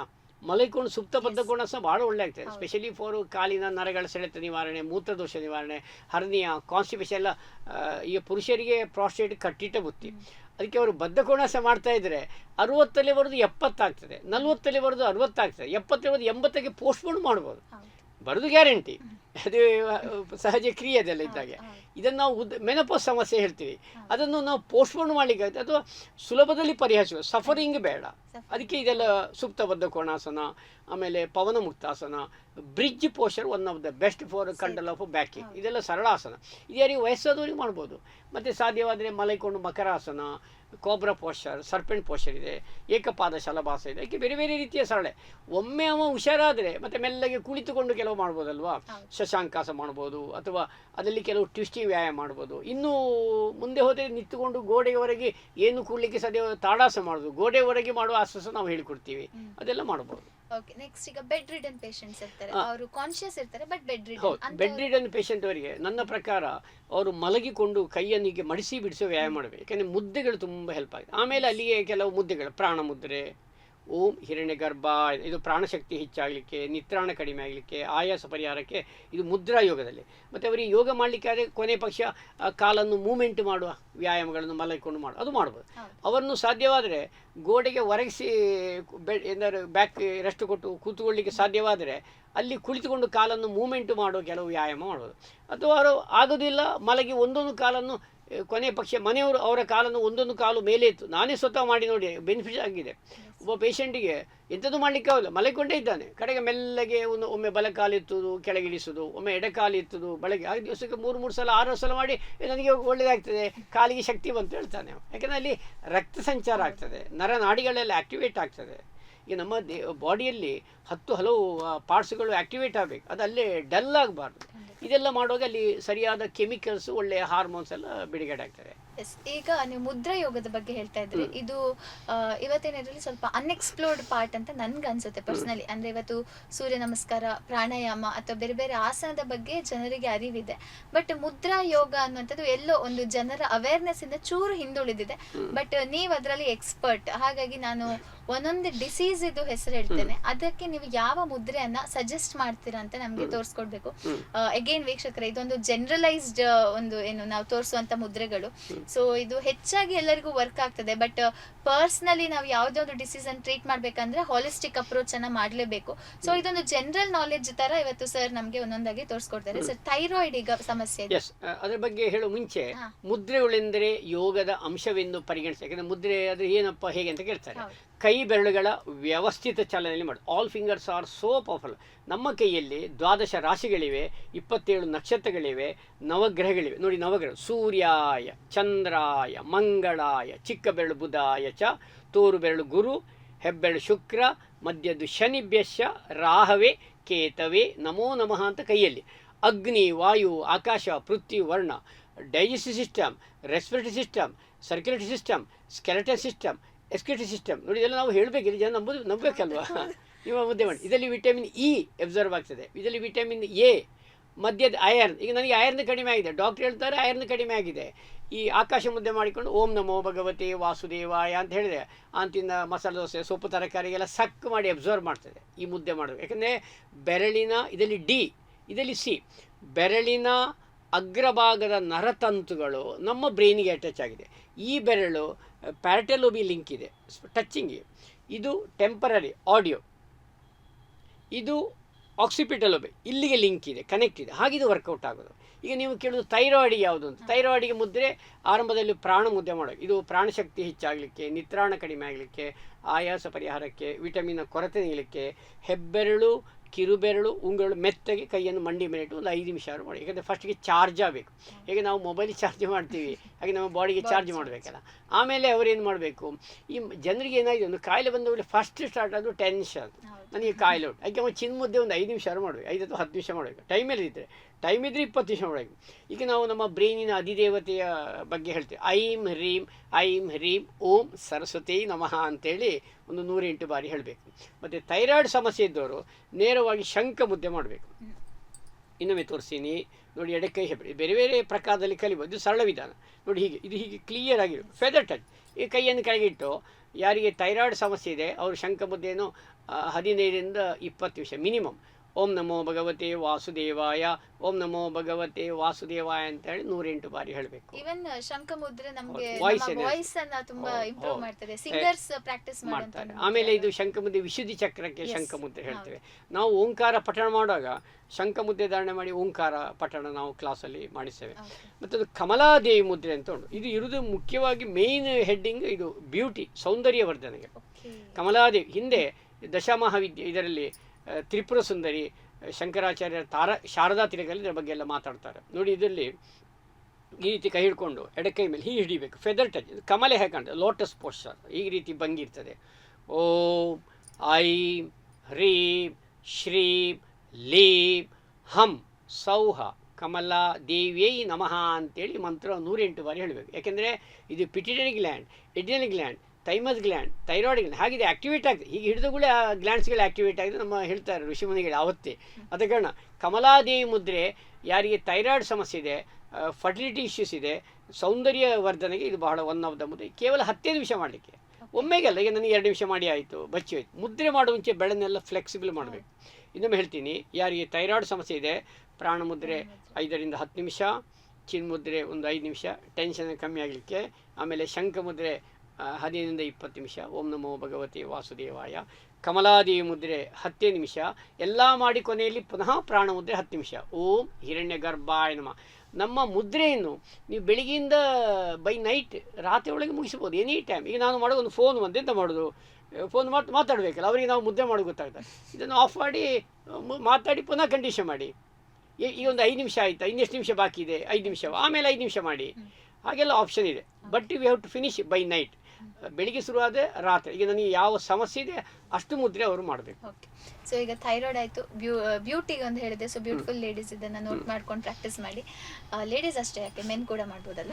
ಅದಾದ ನಂತರ ನೆಕ್ಸ್ಟ್ ನಾವು ಬರುವಂಥದ್ದು ಲೈಫ್ ಸ್ಟೈಲ್ ಡಿಸಾರ್ಡರ್ಸ್. ಈಗ ಡಯಾಬಿಟೀಸಿಗೆ ಇತ್ತೀಚಿನ ದಿನಗಳಲ್ಲಿ ಈ ಡಯಾಬಿಟಿಕ್ಕಿನವರು ಒಂದನೇದಾಗಿ ಅರ್ಧ ಅಲ್ಲೇ ಇವನ ಆಹಾರ ಶೈಲಿ ಬೇರೆ ಬೇರೆ ಕಾರಣ ಇದೆ. ತಪ್ಪಾದ ಅದೇನೇ ಇರಲಿ, ಒಂದು ಲೈಫ್ ಸ್ಟೈಲ್ ಸ್ವಲ್ಪ ಸರಿ ಮಾಡಬೇಕು ಮತ್ತು ಯಮ ಪಾಲಿಸಬೇಕು. ಡಯಾಬಿಟಿಕ್ ಇದ್ದವರಿಗೆ ಮುದ್ರಾ ಯೋಗದಲ್ಲಿ ಯೋಗಾಸನ ಸಹ ಇದೆ, ಒಳ್ಳೊಳ್ಳೆ ಆಸನಗಳಿವೆ. ನಾವು ಪ್ರಾಣ ಮುದ್ದೆ ಒಂದು 5 to 10 ಮಿನಿಟ್ಸ್ ಹೇಳ್ತೇವೆ. ಡಯಾಬಿಟಿಕ್ ಹೇಳುವಾಗ ಫಸ್ಟ್ ಸ್ಟಾರ್ಟ್ ಆಗೋದು ಟೆನ್ಷನ್ ಅಲ್ವಾ, ಟೆನ್ಷನ್ ಕಮ್ಮಿ ಆಗಿರಬೇಕು. ಒಂದು 5-10 ನಿಮಿಷ ಅವರು ಮಾಡಬೇಕು. ಆದರೆ ಡಯಾಬಿಟಿಕ್ಗೆ ಒಂದಾದ ಬೆಸ್ಟ್ ಮುದ್ದೆ ಜಿಂಕೆ, ಡಿಯರ್, ಅಪಾನ ಮುದ್ರೆ. ಓಂ ಹ್ರೀಂ ಪಶುಪತಯೇ ರೋಗನಾಶಾಯ ಪಟ್. ಓಂ ಹ್ರೀಂ ಪಶುಪತಯೇ ರೋಗನಾಶಾಯ ಪಟ್. ನನಗೆ ಮಂತ್ರ ಹೇಳಲಿಕ್ಕೆ ಇಷ್ಟ ಇಲ್ಲ, ನಿಮ್ಮ ಇಷ್ಟ ದೇವರನ್ನು ಹೇಳಿ, ಅಥವಾ ಮಂತ್ರ ಬೇಡ, ಶ್ಲೋಕ ಬೇಡ, ಅಂತೆ ಮಾಡಿ. ಇದು ಹೇಗೆ ವರ್ಕೌಟ್ ಆಗ್ತದೆ ಅಂದರೆ, ಈ ಬೆರಳು ಅಗ್ನಿ, ಇದು ಮೂಳೆಗಳು, ಮಾಂಸಖಂಡಗಳು, ಮೇದೋಜೀರಕ, ಪ್ಯಾಂಕ್ರಿ ಇದು ಆ್ಯಕ್ಟಿವೇಟ್ ಮಾಡಿ. ಇದು ಶನಿಗ್ರಹ, ಆಕಾಶ, ಮನಸ್ಸು ಸರಿ ಮಾಡಲಿಕ್ಕೆ. ಇದನ್ನು ಅರ್ಧ ಗಂಟೆ ಅಥವಾ 20 ನಿಮಿಷ ಮಾಡಬೇಕು.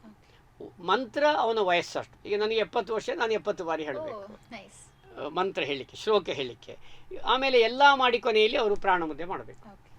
ಈಗ ಹೈಪರ್ ಟೆನ್ಷನ್ ಇದು ಬಹಳ ಅಗತ್ಯ. ಯಾಕಂದರೆ ಇದು ಟೆನ್ಷನ್ ಆಗ್ತದೆ. ಕೆಲವೊಮ್ಮೆ ನಮಗೂ ಗಡಿಬಿಡಿ ಆಗ್ತದೆ, ಒತ್ತಡ ಆಗ್ತದೆ. ಹಾಗೂ ನಾವು ಸಹ ಪ್ರಯಾಣ ಮಾಡುವಾಗ ಈಗ ನೀವು ನಮ್ಮನ್ನು ಕರ್ಕೊಂಡು ನಾನು ಚಿನ್ಮುದ್ದೆ ಮಾಡಿಕೊಂಡೇ ಬಂದರೆ, ಯಾಕೆ ನನಗೆ ಪಾಯಿಂಟ್ಸ್ ಎಲ್ಲ ಹೇಳಬೇಕಲ್ಲ, ನಾನು ಸಮಚಿತ್ತಲ್ಲಿ ಇರಬೇಕು. ಅದಕ್ಕೋಸ್ಕರ ಯಾರಿಗೆ ಟೆನ್ಷನ್ ಆಗ್ತದೆ, ಆಂಗ್ಸೈಟಿ ಆಗ್ತದೆ, ಒಳ್ಳೆಯ ಮಂತ್ರ ಮುದ್ದೆಗಳಿವೆ. ಒಂದು ಪ್ರಾಣ ಮುದ್ದೆ 5 ಮಿನಿಟ್ಸ್. ಚಿನ್ಮುದ್ದೆ ಒನ್ ಆಫ್ ದ ಬೆಸ್ಟ್ ಮುದ್ರೆ. ತುಂಬ ಇದೆ ಮುದ್ದೆಗಳು, ಆದರೆ ಇರೋದಲ್ಲಿ ಸುಲಭ ಸರಳ. ಇದು ಮಾತ್ರ ಇದಕ್ಕೆ ಹಿಪ್ಪೋ ಕ್ಯಾಂಪಸ್ ಹೇಳ್ತೇವೆ. ಇದು ಹೈಪೋಥೆಲಮಸ್, ಇದು ಗುರುಗ್ರಹ, ಇದು ಶುಕ್ರಗ್ರಹ, ಇದು ವಾಯು, ಅಗ್ನಿ. ಇದರ ಅಗ್ರಭಾಗದ ನರತಂತುಗಳಿಗೆ ಟಚ್ ಮಾಡಿ ಈಗ ಇಲ್ಲಿಟ್ಟುಕೊಂಡು ಇದಕ್ಕೆ ಶ್ಲೋಕ ಹೇಳ್ಬೋದು, ಆಸಕ್ತರು ಹೇಳ್ಬೋದು, ಕಡ್ಡಾಯ ಇಲ್ಲ. ಐಂ ಹ್ರೀಂ ಓಂ ಸರಸ್ವತಿ ನಮಃ ಅಂತೇಳಿ 108 ಬಾರಿ ಹೇಳಿ. ಐಂ ಅಂದರೆ ಸರಸ್ವತಿಯ ಉಸಿರು, ನಮ್ಮ ಉಸಿರು. ನಮ್ಮ ಬ್ರೈನಲ್ಲಿ 4 ಭಾಗ ಇದೆ ಹೇಳಿ. Frontal lobe, occipital lobe, temporary, parietal lobe. ಈ 4 ಭಾಗದ ಅಧಿದೇವತೆ ಸರಸ್ವತಿ ಹೇಳ್ತಾರೆ. ಇನ್ನೂ ಮುಂದೆ ಹೋಗಿ ನನಗೆ ಕಲಿಯುವಾಗ ಆಶ್ಚರ್ಯ ಆಯಿತು. ನಮ್ಮ ಬ್ರೈನಲ್ಲಿ 12 ದೇವಿಯರಿದ್ದಾರಂತೆ. ಜ್ಞಾನ ಸರಸ್ವತಿ, ನೀಲ ಸರಸ್ವತಿ, ಕಿಣಿ ಸರಸ್ವತಿ, ಚಿತ್ರೇಶ ಸರಸ್ವತಿ, ವಿಶ್ವ ವಿಜಯ ಸರಸ್ವತಿ, ಅಂತರಿಕ್ಷ ಸರಸ್ವತಿ, ಘಟ ಸರಸ್ವತಿ, ಕೀರ್ತಿ ಸರಸ್ವತಿ, ವಿಶ್ವ ವಿಜಯ ಸರಸ್ವತಿ, ಶಾರದಾ ದೇವಿ ಅಂತೇಳಿ. ಅದಕ್ಕೋಸ್ಕರ ಐಂ ಹ್ರೀಂ ಓಂ ಸರಸ್ವತಿ ನಮಃ ಅಂತ ಈ ಮಂತ್ರವನ್ನು 20 ರಿಂದ 40 ನಿಮಿಷ ಮಾಡಬೇಕು. ಇನ್ನು ನೆಗೆಟಿವ್ ಥಾಟ್ಸ್ ಬರ್ತದೆ ಅಲ್ವಾ, ನನಗೆ ಎಂತ ಮಾಡಿ ಕಡಿಮೆ ಆಗ್ತಾಯಿಲ್ಲ. ಯಾಕೆ ನರಸಿಂಹದೇವರ ಮುದ್ರೆ ಚಿನ್ಮುದ್ದೆಯಲ್ಲಿ ಓಂ ಕ್ಷರೋಂ ಓಂ, ಓಂ ಕ್ಷರೋಂ ಓಂ. ಕ್ಷರೋಂ ಅಂದರೆ ನರಸಿಂಹದೇವರ ಉಸಿರೊಟ್ಟಿಗೆ ನಮ್ಮ ಉಸಿರು. ಇನ್ನು ಇದು ಸಹ ಅದರೊಟ್ಟಿಗೆ ಸೇರಿಸೋಣ. ಪೋಸ್ಟ್ಪೋನ್ ನೇಚರ್, ನಾಳೆ ಮಾಡೋಣ, ನಾಡ್ದು ಮಾಡೋಣ, ಇವತ್ತು ಬೇಡ, ಹೋಮ್ವರ್ಕ್ ನಾಳೆ ಮಾಡೋಣ. ಯಾಕಂದರೆ 5 ಬೆರಳಿನ ಪಂಚತತ್ವಗಳು, ಇದು 2 ಕೈಲಿ ಇಟ್ಟು ಓಂ ಐಂ ಓಂ, ಪೋಸ್ಟ್ಪೋನ್ ನೇಚರ್, ಉದಾಸೀನ ಹೋಗ್ಲಿಕ್ಕೆ ನೋಡಿ. ಇದಿಷ್ಟು ಮಾಡಿ ಕೊನೆಯಲ್ಲಿ ಅವರು ಪ್ರಾಣ ಮುದ್ರೆ ಮಾಡಬೇಕು. ಓಕೆ, ಸೊ ಹೈಪರ್ ಟೆನ್ಷನ್ ಆಯ್ತು, ಅದ್ರ ಜೊತೆಗೆ ನೀವು ಒಂದಷ್ಟು ಬೋನಸ್ ರೀತಿ ಪ್ರೊಕ್ರಾಸ್ಟಿನೇಷನ್ ಗೆ ಹೇಳಿದ್ರ, ಮತ್ತೆ ನೆಗೆಟಿವ್ ಥಾಟ್ಸ್ ವೆರಿ ಇಂಪಾರ್ಟೆಂಟ್. ಇವತ್ತಿನ ಜನರು ತುಂಬಾ ಜನ, ಎಸ್ಪೆಷಲಿ ಲೇಡೀಸ್ ಅಲ್ಲಿ ಮೆನೋಪಾಸ್ ಟೈಮ್ ಅಲ್ಲಿ ಇಂಥದ್ದು ಸಿಂಪ್ಟಮ್ಸ್ ಅನ್ನ ನೋಡಬಹುದು. ಇದಾದ ನಂತರ ಒಬೆಸಿಟಿಗೆ ಯಾವ, ದೇಹದ ತೂಕ, ಕೊಲೆಸ್ಟ್ರಾಲ್ ಫ್ಯಾಟ್ ಬರ್ನ್ ಆಗಲಿಕ್ಕೆ ಒಬೆಸಿಟಿ ಇದ್ದವರು ವರಿ ಮಾಡಬಾರ್ದು. ಅದೆಲ್ಲ ಒಂದೊಂದು ಪ್ರಕೃತಿ. ಆದರೆ ಆಹಾರ ಸೇವನೆ ಕ್ರಮ ಸಹ ಬಹಳ ಮುಖ್ಯ. ಈಗ ನಾವೆಂತ ಹೇಳ್ತೇವೆ ಅಂದರೆ, ಎಲ್ಲರಿಗೂ ಗೊತ್ತಿದೆ protein, vitamin, carbohydrate, mineral, phosphorus, sodium, potassium, water ಎಲ್ಲ. ಆದರೆ ಸೇವನೆ ಕ್ರಮ ನಾವು ಬಹಳ, when you feel hungry only out, ಹಸಿವೆ ಆದಾಗ ತಿಂದ ಆಹಾರ ಜೀರ್ಣ ಆಗ್ತದೆ, ಒಳ್ಳೆ ಸಕ್ಕರೆ, ಒಳ್ಳೆ ಕೊಲೆಸ್ಟ್ರಾಲ್, ಒಳ್ಳೆ ಫ್ಯಾಟ್ ಆಗ್ತದೆ. ಹಸಿವೆ ಇಲ್ಲ ತಿಂದರೆ ಬ್ಯಾಡ್ ಕೊಲೆಸ್ಟ್ರಾಲ್, ಒಬೆಸಿಟಿ, ಥೈರಾಯ್ಡ್ ಎಲ್ಲ ಬರ್ತದೆ. ಆದ ಕಾರಣ ಒಂದು ಹಸಿವೆ ಯಾವಾಗಲೇ ತಿನ್ನಬೇಕು ಆದಷ್ಟು. ಅದು ಮಕ್ಕಳಿಗೆ ಅಷ್ಟು ಬರೋಕೆ, ಮಕ್ಕಳಿಗೆ ಹಸಿವೆ ಆಗ್ತಾ ಇರ್ತವೆ ಬಿಡಿ. ಇದು 30-40 ವರ್ಷದಲ್ಲಿ ನನಗೆ ಹಸಿವೆ ಆಗೋದಿಲ್ಲ, ಅವ ಆಗಾಗ ತಿಂತಾ ಇರ್ತಾನೆ, ಡೈಜೆಸ್ಟ್ ಆಗೋದಿಲ್ಲ, ಎಕ್ಸೈಸ್ ಕಮ್ಮಿ ಇರ್ತದೆ. ಆಮೇಲೆ ಆಹಾರ ಸೇವನೆ ಮಾಡುವಾಗ close the mouth, bite the food, chew the food, grind the food. ನಾನು ಒಂದು ಚಪಾತಿ ಬಾಯಿ ಹೀಗೆ ತಿನ್ನಬೇಕು. ಬಾಯಿ ಮುಚ್ಚಿದಾಗ ಬಾಯಲ್ಲಿರುವ ಲಾಲಾರಸ, ಸಲೈವ, ಜೊಲ್ಲು ರಸ ಆಹಾರಕ್ಕೆ ಬೆರಕೆಯಾಗಿ ಹೋಗಬೇಕು. ಇದು ಗ್ರೈಂಡರ್ ಮಿಕ್ಸರ್ ಇಲ್ಲಿ, ಇದು ಪಿಪಾಯಿ ಮಾತ್ರ. ಈಗ ನಾನು ಚಪಾತಿ ಬಾಯಿ ಮುಚ್ಚಿನ್ಬೇಕು. ಆವಾಗ ಲಾಲಾರಸ ಮಿಕ್ಸಾಗೆ ಬಾಯಿ ಓಪನ್ ಮಾಡಿದ ವೇಳೆ ಏನಿರುತ್ತೆ, ಗಾಳಿ ಹೋಗಿ ಬ್ರೇಕ್ ಆಗ್ತದೆ. ಲಾಲಾರಸ ಬೆರಕೆ ಆಗೋದಿಲ್ಲ, ಅದು ಬ್ರೇಕ್ ಆಗಿ ಗಾಳಿ ಮತ್ತು ಆಹಾರ ಮಾತ್ರ ಹೋಗ್ತದೆ. ಒನ್ ಆಫ್ ದ ಈಗ ನಾನೆಲ್ಲ ಯೋಗ ಮಾಡಿ ಆಯಿತು, ಎಕ್ಸಸೈಸ್ ಮಾಡಿ, ಇವ ಅಲ್ಲಿ ಮನೆಯಲ್ಲಿ ಹೋಗಿ ಗಬ ಗಬ ತಿನ್ನೋದು, ಇದ್ದದೆಲ್ಲ ತಿನ್ನೋದು, ಮತ್ತು ಅವನಿಗೆ ಕಾಯಿಲೆ ಬರದಿತ್ತು. ಆಹಾರ ಸೇವನೆ ಕ್ರಮವೇ ತಪ್ಪು. ಯಾರು ಬಾಯಿ ಮುಚ್ಚಿ ತುಟಿ ಮುಚ್ಚಿ ಚಂದವಾಗಿ ದೇವರ ನೈವೇದ್ಯ ಅಂತೇಳಿ ಊಟ ಮಾಡ್ತಾರೆ, ಅವರಿಗೆ ಕಾಯಿಲೆ ತುಂಬಾ ಕಡಿಮೆ. ಯಾರು ಗಬ ಗಬ ಹೂ ಮಾಡಿ ಎಲ್ಲ ತಿಂತಾರೆ, ಎಲ್ಲ ಕಾಯಿಲೆ ಒಂದೊಂದೇ ಬರ್ತಾ ಇರ್ತದೆ. ಅದಕ್ಕೋಸ್ಕರ ಅದು ಒಬೆಸಿಟಿ ಇರೋರು ಆಹಾರ ಸೇವನೆ ಕ್ರಮ. ನಾನು ಅವ್ರು ಯಾವುದು ತಿಂತೀನಿ ಹೆಚ್ಚು ಕೇಳೋದಿಲ್ಲ. ನನ್ನ ಪ್ರಕಾರ ಸಾಮಾನ್ಯ ತಿನ್ಬೋದು, ರೆಡಿಮೇಡ್ ಫುಡ್ಡು, ಚಾಟ್ಸ್, ಈ ಕಾಟನ್ ಹೋಟೆಲ್ ಅದೆಲ್ಲ ತಿನ್ನಬಾರ್ದು. ಒಳ್ಳೆಯ ಫುಡ್ಡೇ ತಗೊಳ್ಬೇಕು, ಅದೆಲ್ಲ ಗೊತ್ತಿದೆ. ಅದರಲ್ಲಿ ಹೈಬ್ರಿಡ್ ಫುಡ್ಡು ಅವಾಯ್ಡ್ ಮಾಡಿ, ಆರ್ಗ್ಯಾನಿಕ್ ಫುಡ್ ತಗೊಳ್ಬೇಕು. ನೋಡಿ, ಈಗ ನಮಗೆಲ್ಲ ಹೈಬ್ರಿಡ್ ಫುಡ್ಡೇ ತಿಂದು ಹೋಗ್ತದೆ, ಸಿಗ್ತದೆ, ಯಾಕೆಂದರೆ ಎಲ್ಲ ಕೆಮಿಕಲ್ ಅಲ್ವ. ನ್ಯಾಚುರಲ್ ಆರ್ಗ್ಯಾನಿಕ್ ಫುಡ್ ಹೋದಷ್ಟು ಭಾಳ, ಈ ಒಳ್ಳೆ ಮಿಲ್ಕ್ ಅದೆಲ್ಲ ಹೋದರೆ ಒಳ್ಳೇದು, ಅದೆಲ್ಲ ಗೊತ್ತಿದೆ. ಬಟ್ ಅದೆಲ್ಲ ಮಾಡ್ತಾ ಇಲ್ಲ, ನಾವು ಆದಷ್ಟು ಮಾಡಬೇಕು. ಆಯಿತು, ನಾನೆಲ್ಲ ತಿಂದಾಗಿದೆ, ಏನು ಎಕ್ಸಸೈಸ್ ಮಾಡಿ, ಯೋಗ ಮಾಡಿ, ಎಲ್ಲ ಯೋಗಾಸನ ಉಂಟು, ಸೂರ್ಯ ನಮಸ್ಕಾರ ಉಂಟು, ಎಲ್ಲ ಟಾಕ್ಸಿನ್ಸ್ ಎಲ್ಲ ಹೋಗ್ತದಲ್ಲ, ಬೇಡದ ಟಾಕ್ಸಿನ್ಸ್ ಸ್ವೆಟ್ಟಲ್ಲಿ ಹೋಗ್ತದಲ್ಲ. ಆದ ಕಾರಣ ಆಹಾರ ಸೇವನೆ ಭಾಳ ಮುಖ್ಯ. ಇದು ಮುದ್ರೆ ಹೇಳಿಕೊಡೋ ಮುಂಚೆ ದೇಹದ ತೂಕ, ಕೊಲೆಸ್ಟ್ರಾಲ್ ಫ್ಯಾಟ್ ಬರ್ನ್ ಆಗಲಿಕ್ಕೆ ಪ್ರಾಣ ಮುದ್ರೆ 5 ನಿಮಿಷ. ಓಂ ಹಿರಣ್ಯಗರ್ಭಾಯ ನಮಃ. ಸೂರ್ಯ ಮುದ್ರೆ, ಉಂಗುರ ಬೆರಳನ್ನು ಹೆಬ್ಬೆಳ ಬುಡಕ್ಕೆ ಮಾಡಿಸ್ಬೇಕು. ಓಂ ಸೂರ್ಯಾಯ ನಮಃ, ಓಂ ಸೂರ್ಯಾಯ ನಮಃ ಅಂತೇಳಿ ಸುರಿಗೆ ಮಂತ್ರ ಹೇಳುವಾಗ ಗಟ್ಟಿಯಲ್ಲಿ ಹೇಳಬೇಕಂತ, ಅದಕ್ಕೆ ವೈಖರಿ ಅಂತ ಹೇಳ್ತೇವೆ. ಆಮೇಲೆ ಮಂತ್ರವನ್ನು ಲಿಪ್ಸಲ್ಲಿ ಹೇಳಬೇಕು, ಉಪಾಸನ ಅಂತ ಹೇಳ್ತೀವಿ. ಆಮೇಲೆ ಮನಸ್ಸಲ್ಲಿ ಹೇಳಿಕೊಳ್ಬೇಕು, ಅಭ್ಯಾಸ ಅದೇ ಮನಸ್ಸಲ್ಲಿ ಅಂದರೆ ಅವ no movement of the lips, ಮನಸ್ಸಲ್ಲಿ ಓಂ ಸೂರ್ಯಾಯನ ಅಂತ ಮನಸ್ಸಲ್ಲಿ ಹೇಳು. ಅದು ನಾನು 1 ಸಲ ಹೇಳಿದೆ 108 ಹೇಳಿದಾಗ ಆಗ್ತದೆ. ಈಗ ನನಗೆ ಟೈಮ್ ಇಲ್ಲ, ಮನಸ್ಸಲ್ಲಿ ಸ್ವಲ್ಪ ಹೇಳಿ ಕೂಡಿ ಮುಗಿಸ್ಬೋದಲ್ವಾ, ಹಾಗೆಲ್ಲ ಆಪ್ಷನ್ ಇದೆ. ಆದರೆ ಸುರಿಗೆ ಯಾವಾಗಲೂ ಗಟ್ಟಿ ಹೇಳಿ ಅಭ್ಯಾಸ ಮಾಡಬೇಕು. ಮತ್ತು ಮೆಲ್ಲಗೆ ಲಿಪ್ಸಲ್ಲಿ ಓಂ ಸೂರ್ಯಾಯ ನಮಃ, ಓಂ ಸೂರ್ಯ ಗಟ್ಟಿ ಹೇಳಬೇಕು. ಓಂ ಸೂರ್ಯಾಯ ನಮಃ, ಓಂ ಸೂರ್ಯಾಯ ನಮಃ ಹಲವು ದಿನ ಹೇಳಿ ಹೇಳಿ ಅಭ್ಯಾಸ ಆಗಿ ರೆಕಾರ್ಡ್ ಆಗಿ ಮನಸ್ಸಲ್ಲಿ. ಆಮೇಲೆ ಓಂ ಸೂರ್ಯಾಯ ನಮಃ, ಓಂ ಸೂರ್ಯ ಅಂತ ಲಿಪ್ಸ್ ಮೂಮೆಂಟ್, ಇದು ಉಪಾಸನ. ಮತ್ತು ಮಧ್ಯಮ ಅಂತ ಮನಸ್ಸಲ್ಲಿ ಹೇಳೋದು, ಓಂ ಸೂರ್ಯಾಯ ನಮಃ ಅಂತ ಮನಸ್ಸಲ್ಲಿ. ಇದು 20-40 ನಿಮಿಷ. ದೇಹದ ತೂಕ, ಕೊಲೆಸ್ಟ್ರಾಲ್ ಫ್ಯಾಟ್ ಬರ್ನ್ ಆಗಲಿ ಈ ರೀತಿ. ಇದು ಮಧ್ಯಾಹ್ನ 12ರಿಂದ 2 ಮಾಡಬಾರ್ದು.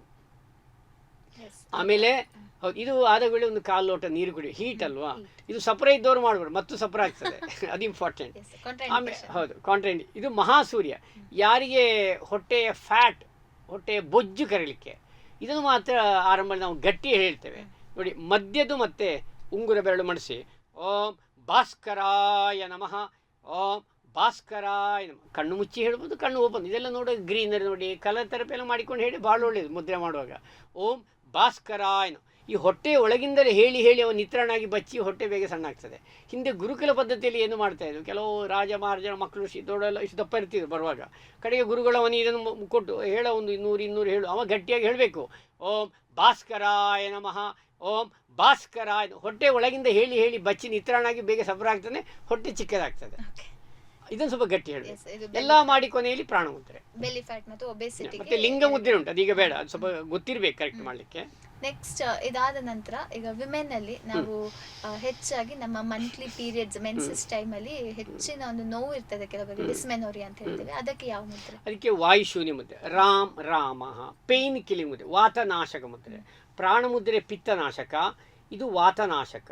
ಈ ಮೆನಪಸ್ ಸಮಸ್ಯೆ ಇದ್ದವರು ಅವರು ಕುಳಿತುಕೊಂಡು ಬದ್ಧಕೋಣ ಸಾಧ್ಯವಾದರೆ ಕೈಯನ್ನು ಹಿಂದೆ ಕೊಟ್ಟು ಸಹ ಮಾಡ್ಬೋದು, ಅದು ಜಾಸ್ತಿ ಮಾಡಬೇಕು ಬಟರ್ಫ್ಲೈ.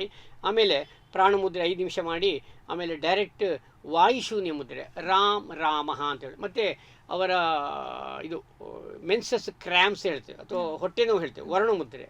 ಅಥವಾ ಇಲ್ಲಿ ಸರಿಯಾಗಿ ಈ ಮೆನ್ಸಸ್ ಟೈಮಲ್ಲಿ ತುಂಬ ನೋವು, ಇದು ನೀರಿನ ಅಂಶ ಕಡಿಮೆ ಆಗದಿರಲಿಕ್ಕೆ ಓಂ ವರುಣದೇವಾಯ ನಮಃ, ಓಂ ಎರಡು ಕೈಯಲ್ಲಿ ಮಾಡಬೇಕು, ಒಂದು ಕೈಯಲ್ಲಿ ಮಾಡಿ 50%, ನೆನಪಿಟ್ಟುಕೊಳ್ಳಿ, ಎರಡು ಕೈಯಲ್ಲಿ 100%.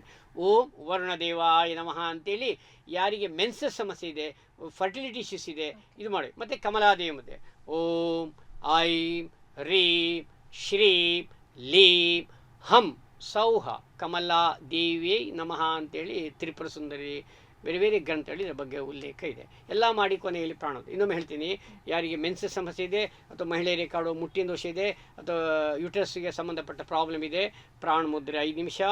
ಆಮೇಲೆ ಟೆನ್ಷನ್ ಆಗ್ತಿದ್ರೆ ಹೆಚ್ಚಿನ ಮುದ್ರೆ ಒಂದು 5 to 10 minutes. ನೇರವಾಗಿ ವರುಣ ಮುದ್ರೆ, ಓಂ ವರುಣದೇವಾಯ ನಮಃ ಅಂತ 10 ನಿಮಿಷ.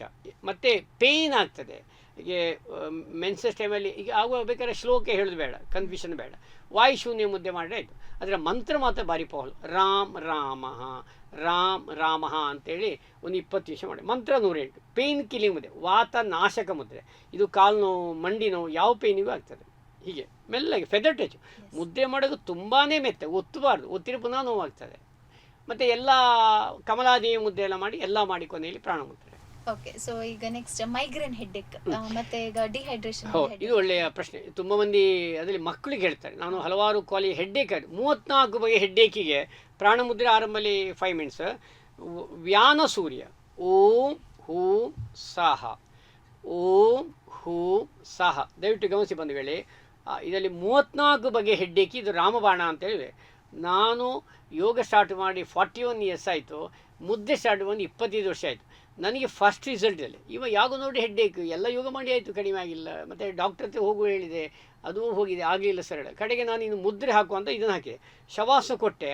ಆ ಲೇಡಿಗೆ ವ್ಯಾನ ಸೂರ್ಯ ಮುದ್ದೆ ಮಾಡಿ ಮನಸ್ಸಲ್ಲಿ ಓಂ ಹೂಂ ಸಹ ಶವಾಸನ ನಾನು ಶವಾಸ ಆಡಿಯೋ ಹಾಕಿಲ್ಲ, ಸುಮ್ಮನೆ ಶವಾಸ ಅನುಭವಿಸ್ಕೊಂಡು ಈ ಮಂತ್ರ ಹೇಳಿದೆ.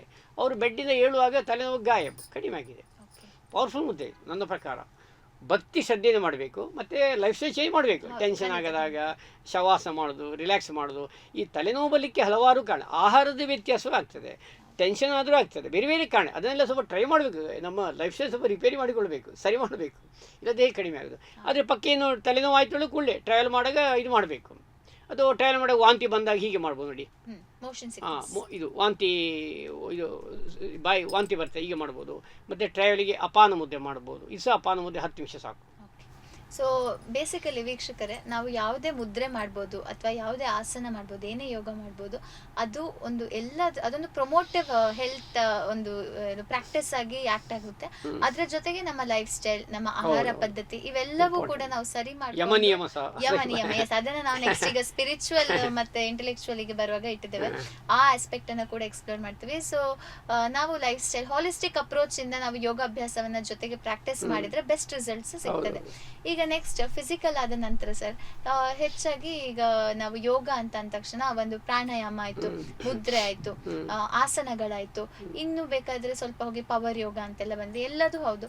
ಬಟ್ ಅದರ ಜೊತೆಗೆ ನಾವು ಯೋಗದ ಥಿಯರಿಯಲ್ಲಿ ಓದ್ತಾ ಹೋದ್ರೆ, ಫಿಲೋಸಫಿಕಲ್ ಆಸ್ಪೆಕ್ಟ್ ನೋಡಿದ್ರೆ, ವಿ ಕ್ಯಾನ್ ಸಿ ಮೇನ್ ಆಗಿ ನಮ್ಗೆ ಜ್ಞಾನ ಯೋಗ, ಭಕ್ತಿ ಯೋಗ ಮತ್ತು ಕರ್ಮಯೋಗ, ರಾಜಯೋಗ ಅಂತ ಹೇಳ್ತೀವಿ. ಅದಾದ ನಂತರ ಅದರಲ್ಲಿ ಕೂಡ ರಾಜಯೋಗಕ್ಕೆ ಬಂದು ಅಷ್ಟಾಂಗ ಯೋಗದ 8 pillars ಏನು ಅಂತ ಕೇಳಿದ್ರೆ, 8 folds ಆಫ್ ಯೋಗ ಏನು ಅಂತ ಕೇಳಿದ್ರೆ, ಅದರಲ್ಲಿ ಯಮ ನಿಯಮ, ಆಸನ, ಪ್ರಾಣಾಯಾಮ, ಪ್ರತ್ಯಾಹಾರ, ಧಾರಣ, ಧ್ಯಾನ, ಸಮಾಧಿ ಅಂತ ಹೇಳ್ತೇವೆ. ಸೊ ಫಸ್ಟಿಗೆ ಈಗ ಯಮ ನಿಯಮ ಅಂದ್ರೆ ಏನು ಅಂತ ನಾವು ವೀಕ್ಷಕರಿಗೆ ತಿಳಿಸ್ಕೊಡ್ಬೇಕು. ಒಳ್ಳೆಯ ಇಂಪಾರ್ಟೆಂಟ್. ಯೋಗದಲ್ಲಿ ಈ ಪತಂಜಲಿ ಸ್ಪಷ್ಟ ಅತ ಯೋಗ ಅನುಶಾಸನಂ, ಶಿಸ್ತು ಭಾಳ ಮುಖ್ಯ. ಈಗ ಯೋಗ ಮಾಡಬೇಕಾದ್ರೆ ಸರಿಯಾದ ಶಿಸ್ತು ತುಂಬ ಇಂಪಾರ್ಟೆಂಟ್. ಸಮಯಕ್ಕೆ ಸರಿಯಾಗಿ ಬರಬೇಕು, ಸಮಯಕ್ಕೆ ಸರಿಯಾಗಿ ಗುರು ಸಮ್ಮುಖದಲ್ಲಿ ಮಾಡಬೇಕು. ಗುರು ಹೇಳುವ ಮಾರ್ಗದರ್ಶನ ಭಾಳ ಇಂಪಾರ್ಟೆಂಟ್. ಯಾಕೆಂದರೆ ಗುರುಗಳೆಲ್ಲ ಒಳ್ಳೊಳ್ಳೆ ವಿಷಯ ಹೇಳ್ತಾ ಇರ್ತಾರೆ. ಯಾಕಂದರೆ ಅಲ್ಲಿ 6 ಸೆನ್ಸ್ಗೆಲ್ಲ ಓಪನ್ ಆಗ್ತಾ ಹೇಳುವಾಗ ಅದೆಲ್ಲ ಕರೆಕ್ಟ್ ಕೇಳಿಕೊಳ್ಬೇಕು. ಯಾಕೆ ನಾವು ನೋಡಿ ಯೋಗ ಮಾಡುವಾಗ ಮೇಯ್ನ್ ಸ್ಟಾರ್ಟಿಂಗ್ ರುಚಿ ಮುನಿಗಳದ್ದು ಪತಂಜಲಿದು ಅಥ ಯೋಗ ಶಿಸ್ತು ಮಾಡಿ ಕರೆಕ್ಟ್ ಟೈಮ್ ಬನ್ನಿ, ಮ್ಯಾಟಲ್ಲಿ ಕೂತ್ಕೊಳ್ಳಿ, ಬೇಕಾದ್ರೆ ಹೇಳಿದ್ರೆ ಮಾಡಿ, ಸಾಧ್ಯವಾಗೋದು ಮಾಡಿ, ಸಮಸ್ಯೆ ಇದ್ದರೆ ಅವರಿಗೆ ಹೇಳಿ ಎಲ್ಲ ಹೇಳ್ತಾರೆ. ಆದ ಕಾರಣ ಯಾರಿಗೆ ಈ ಚಿನ್ಮುದ್ದೆ ಮಾಡಿ ಆರಾಮಲ್ಲಿ ಧ್ಯಾನ ಶಿಸ್ತಲ್ಲೆಲ್ಲ ಮಾಡಿದಾಗ ತುಂಬ ಅವರಿಗೆ ಹೆಲ್ಪ್ ಆಗ್ತದೆ. ಈಗ ನೀವು ಕೇಳಿದ ಮೇಯ್ನ್ ಇದಲ್ಲ ಯಮ ನಿಯಮ, ಅದು ಬಹಳ ಮುಖ್ಯ. ಯಾಕೆಂದರೆ ಅದು ಯಮ ನಿಯಮದಲ್ಲಿ ಈ ಯಮ ಅಂದರೆ ಅದರಲ್ಲಿ 5 ಸೂತ್ರ: ಸತ್ಯ, ಅಹಿಂಸೆ, ಅಸ್ತೇಯ, ಅಪರಿಗ್ರಹ, ಬ್ರಹ್ಮಚರ್ಯ. ಇಲ್ಲಿ ಯಮ ನಿಯಮ ಅಂದರೆ ನಾವು ಮಾರಲ್ ಕರಿ ಹೇಳ್ತೀವಿ, ಯಾವುದು ಮಾಡಬೇಕು, ಸತ್ಯ ಅದೆಲ್ಲ ಗೊತ್ತಿ, ನಾವು ಅದರ ಬಗ್ಗೆ ಹೇಳಬೇಡ. ಗಾಂಧೀಜಿಯವರೇ ಹೇಳಿದ್ದಾರೆ ಅಲ್ವ, ಕಣ್ಣು ಕೀ ಅದೆಲ್ಲ ಬಹಳ ಎಟ್ ಎನಿ ಕಾಸ್ಟ್ ಟ್ರುತ್ ಹೇಳಬಾರ್ದು. ಈಗ ನಾನು ಟ್ರುತ್ತೇ ಹೇಳಲೇಬೇಕು, ಲೈ ಹೇಳಬಾರ್ದು, ಲೈ ಅಂತೂ ಹೇಳಲೇಬಾರ್ದು. ಯಾಕಂದರೆ ಅದು ನಮ್ಮ ಸೋಲಿಗೆ ಅಲ್ಲಿಗೆ ಇದು ಒಂದು ಲಿಂಕ್ ಕನೆಕ್ಟ್ ಆಗಿ ಅದು ಶಾಕ್ ಆದಾಗ ಆಗ್ತದೆ. ನಾನು ಲೈ ಹೇಳ್ತಾ ಹೋದರೆ ಅಲ್ಲಿ ನಮ್ಮ ಜೀವಾತ್ಮ ಪರಮಾತ್ಮಕ್ಕೆ ಕನೆಕ್ಟ್ ಆಗ್ತಾ ಇಲ್ಲ, ತುಂಬ ಸಮಸ್ಯೆ ಇದೆ. ಅದರ ಬಗ್ಗೆ ತುಂಬ ಹೇಳ್ಬೋದು. ಆಮೇಲೆ ಸತ್ಯ, ಆದಮೇಲೆ ಅಹಿಂಸೆ. ಎಟ್ ಎನಿ ಕಾಸ್ಟ್ ನಾವು ಮಾನಸಿಕವಾಗಿ ದೈಹಿಕವಾಗಿ ಹಿಂಸೆ ಮಾಡಲೇಬಾರ್ದು. ಅದು ಆದಷ್ಟು ನಾವು ಟ್ರೈ ಮಾಡಬೇಕು, ಆಗ್ತದೆ, ಮನಸ್ಸು ಟ್ರೈ ಮಾಡಲೇಬೇಕು. ಸತ್ಯ, ಅಹಿಂಸೆ. ಅಹಿಂಸೆ ಅಂತ ಹೇಳಿದಾಗ ನಂಗೆ ನೆನಪಾಯ್ತು, ಹೆಚ್ಚಾಗಿ ನಾವು ಅಹಿಂಸೆ ಅಂತ ಏನು ಅನ್ಕೊಳ್ತೀವಿ, ನಾವು ಫಿಸಿಕಲಿ ಮನಸ್ಸಲ್ಲಿ ಮಾಡಬೇಕು. ಬಟ್ ಮನಸ್ಸಲ್ಲಿ ನಾವು ಇನ್ಫ್ಯಾಕ್ಟ್ ನಾವು ಯೋಚನೆ ಮಾಡಿದ್ರೆ ಇವನೇನೋ ಮಾಡಿದಪ್ಪ, ಇವನಿಗೆ ನಾನು ಹೊಡಿಬೇಕು ಅಂತ ಒಂದು ಯೋಚನೆ ಮಾಡಿದ್ರೆ ಕೂಡ ಅದು ಹೊಡೆದಷ್ಟೇ ಪರಿಣಾಮ ಬೀಳ್ತದೆ ಅಂತ ಜೈನಿಸಮ್ ಅಲ್ಲಿ ಹೇಳ್ತಾರೆ. ನಮ್ಮಲ್ಲಿ ತುಂಬ ಸಾಧಕರಿಗೆ ಉದಾಹರಣೆ ಲೇಟೆಡ್ ವೈದ್ಯರಾದ BM ಹೆಗ್ಡೆ ಡಾಕ್ಟರ್ ಹೇಳ್ತಾರೆ, ಪ್ರೀತಿ ಮಾಡಿ ನಾವು ಒಬ್ಬ ವ್ಯಕ್ತಿಯ ಕಾಣುವ ಖುಷಿಯಲ್ಲಿ ಕಾಣಬೇಕು. ಹೇಗಿದ್ದೀರಿ ಹಾಗೆಲ್ಲ ಅಲ್ಲೇ ನಮಗೆ ಹ್ಯಾಪಿ ಹಾರ್ಮೋನ್ಸ್ ಬಿಡುಗೆ ಆಗ್ತದೆ. ನಮ್ಮ ಮಾತಲ್ಲೇ ನಾವು ಅದನ್ನು ಟ್ರೈ ಮಾಡಬೇಕು. ರಿಯಲ್ ಕೋಪ ಮಾಡೋದು, ಆ್ಯಕ್ಟಿಂಗ್ ಕೋಪ ಮಾಡಿ ಅಂತ ಹೇಳ್ತಾರೆ. ಯಮದಲ್ಲಿ ಸತ್ಯ, ಹಿಂಸೆ, ಅಸ್ತೇಯ, ಕಳ್ಳತನ ಮಾಡಲೇಬಾರ್ದು. ಅದು ಭಾಳ important. At any cost non steel ಹೇಳ್ತೇವೆ. ಈಗ ನನಗೆ ದಾರಿಯಲ್ಲಿ ಹೋಗುವ ಒಂದು 500 ನೋಟ್ಸ್ ಯಾರೂ ಇಲ್ಲ, ಅದು ಕಿಸೆಗೆ ಹಾಕಬಾರ್ದು. ಇನ್ ಕೇಸ್ ಹಾಕಿ ನಾವು ಸಂಬಂಧಪಟ್ಟ ತಲುಪಿಸಬೇಕು. ಅದು ಬೇರೆ ಯಾರೇ ನನ್ನ ಸ್ವಂತಕ್ಕೆ ನಾನು ಬಳಸಿಕೊಳ್ಬಾರದು. ಸತ್ಯ, ಹಿಂಸೆ, ಅಸ್ತೇಯ, ಅಪರಿಗ್ರಹ. ಸುಮ್ಮನೆ ಬೇಡದಿರುವ ವಸ್ತುಗಳು ಸಂಗ್ರಹ ಮಾಡಿ ನನಗೆ ಅದು ಬೇಕು ಇದು ಬೇಕೆಲ್ಲ ಬೇಡದೆಲ್ಲ ತಂದಿಟ್ಟುಕೊಳ್ಳೋದು, ಕಡೆಗೆ ಯಾವುದು ಉಪಯೋಗ. ಹಾಸಿಗಿದ್ದಷ್ಟೇ. ಇದು ನನಗೆ ನನ್ನ ಗುರುಗಳು ಸ್ಪಷ್ಟ ಹೇಳಿದ್ದಾರೆ. ನನ್ನ ಸುಳ್ಯದಲ್ಲಿರುವ ಗುರುಗಳು ಕಲಿಸುವಾಗ ಅಪರಿಗ್ರಹ ಬಹಳ. ನೀನು ಎಷ್ಟು ಕಷ್ಟ ಆದರೂ ಹಾಸಿಗಿದ್ದಷ್ಟೇ ಕಾಲು ಚಾಚು. ಕೆಲವೊಮ್ಮೆ ಆಗೋದಿಲ್ಲ, ಎಲ್ಲ ಮಾಡಿ ಆದರೂ ಆಗೋದಿಲ್ಲ, ವೆಯ್ಟ್ ಮಾಡು, ಬರ್ತದೆ ಸಮಯ ಅಂತ ಹೇಳ್ತಾರೆ. ಉದ್ಧಾರ ಆಗೋದಿಲ್ಲ, ಎಷ್ಟು ಮಾಡ್ತಾರೆ ಏನೂ ಅಭಿವೃದ್ಧಿ ಆಗೋದಿಲ್ಲ, ಟೈಮ್ ಬರಬೇಕೆಲ್ಲ ಹೇಳ್ತಾರೆ. ಆದರೆ ಯಮ ನಿಯಮ ಬಿಡಬೇಡ ಹೇಳ್ತಾರೆ ನೋಡಿ, ಅದು ಭಾಳ ಇಂಪಾರ್ಟೆಂಟ್. ಸತ್ಯ, ಅಹಿಂಸೆ, ಅಸ್ತೇಯ, ಅಪರಿಗ್ರಹ, ಬ್ರಹ್ಮಚರ್ಯ, ಅದಕ್ಕೆ ಭಾಳಷ್ಟು ಮಾಹಿತಿ ಇದೆ. ವೇದಾಧ್ಯಯನವೇ ಯಮ, ದೈಹಿಕ ಮಾನಸಿಕ ಸಂಯಮ, ಮದುವೆ ಆಗೋಲ್ಲರಿಗೆ ಯಮ ನಿಯಮ, ಅದೆಲ್ಲ ತುಂಬ ಬ್ರಹ್ಮಚರ್ಯ ನಾವು ಅದಕ್ಕೆ ಸರಿಯಾಗಿ ಪಾಲಿಸಬೇಕಾಗ್ತದೆ. ಆಮೇಲೆ ಸತ್ಯ, ಅಹಿಂಸೆ, ಅಸ್ತೇಯ, ಅಪರಿಗ್ರಹ, ಬ್ರಹ್ಮಚರ್ಯ, ಈ ರೀತಿ ಯಮದಲ್ಲಿ. ಮತ್ತು ನಿಯಮದಲ್ಲಿ ಶೌಚ, ಮಾನಸಿಕ ಶೌಚವು ದೈಹಿಕ ಶೌಚ ಸಹ ಭಾಳ ಮುಖ್ಯ ಅಲ್ವಾ. ಶೌಚ, ಸಂತೋಷ. ನಾನು ಆದಷ್ಟು ಸಂತೋಷದಲ್ಲಿ, ಈಗ ನೀವೇನೋ ಹೇಳಿದ್ರಿ ನಾನು ಸುಮ್ಮನೆ ಬಡ ಮಾತಾಡೋದು ಏನು ಹೇಳೋದು, ಆದಷ್ಟು ಹ್ಯಾಪಿಯಾಗಿ ಹೇಳಲಿಕ್ಕೆ ಟ್ರೈ ಮಾಡಿ, ಹ್ಯಾಪಿಯಾಗಿ ಮಾತಾಡಲಿಕ್ಕೆ ಅಥವಾ ಹ್ಯಾಪಿಯಾಗಿ ಇರಲಿಕ್ಕೆ ಟ್ರೈ ಮಾಡಬೇಕು. ಆಗೋದಿಲ್ಲ, ನೋವಿದೆ, ಅದು ನಾವು ನೋಡಿ ಕೆಲವು ಎಷ್ಟು ನೋವಿದ್ದು ತೋರಿಸಿಕೊಡೋದಿಲ್ಲ ನೋಡಿ. ಅವರು ಅಷ್ಟು ಬ್ಯುಸಿ ಇದ್ದು ಚೆಂದ ಮಾಡಿ ಆ್ಯಕ್ಟ್ ಮಾಡಿ ಹೋಗಿದ್ದಾರೆ ಹೇಳ್ತಾರೆ. ನೋಡುವಾಗ ಅವರಿಗೆ ಆ ದಿವಸ 103 ಡಿಗ್ರಿ ಜ್ವರ ಹೇಳ್ತಾರೆ. ಅದವ ಸಂತೋಷದಲ್ಲಿ ಭಾಗವಹಿಸಿದ್ದಾನೆ. ನಮಗೆ ಆಮೇಲೆ ಗೊತ್ತಾಗೋದು ಅದು ಎಲ್ರಿಗೂ ಆಗೋದು. ಇವು ನಮಗೆ ಸಹ ಕಷ್ಟ ಆಗ್ತದೆ ಆರಂಭದಲ್ಲಿ. ಅದಕ್ಕೋಸ್ಕರ ಶೌಚ, ಸಂತೋಷ, ತಪಸ್ಸಿಗೆ ಬೆಸ್ಟ್ ಉದಾಹರಣೆ ವಿದ್ಯಾರ್ಥಿಗಳ ಮುಖ್ಯ ಕರ್ತವ್ಯ ಏನು? ವಿದ್ಯಾರ್ಚನೆ.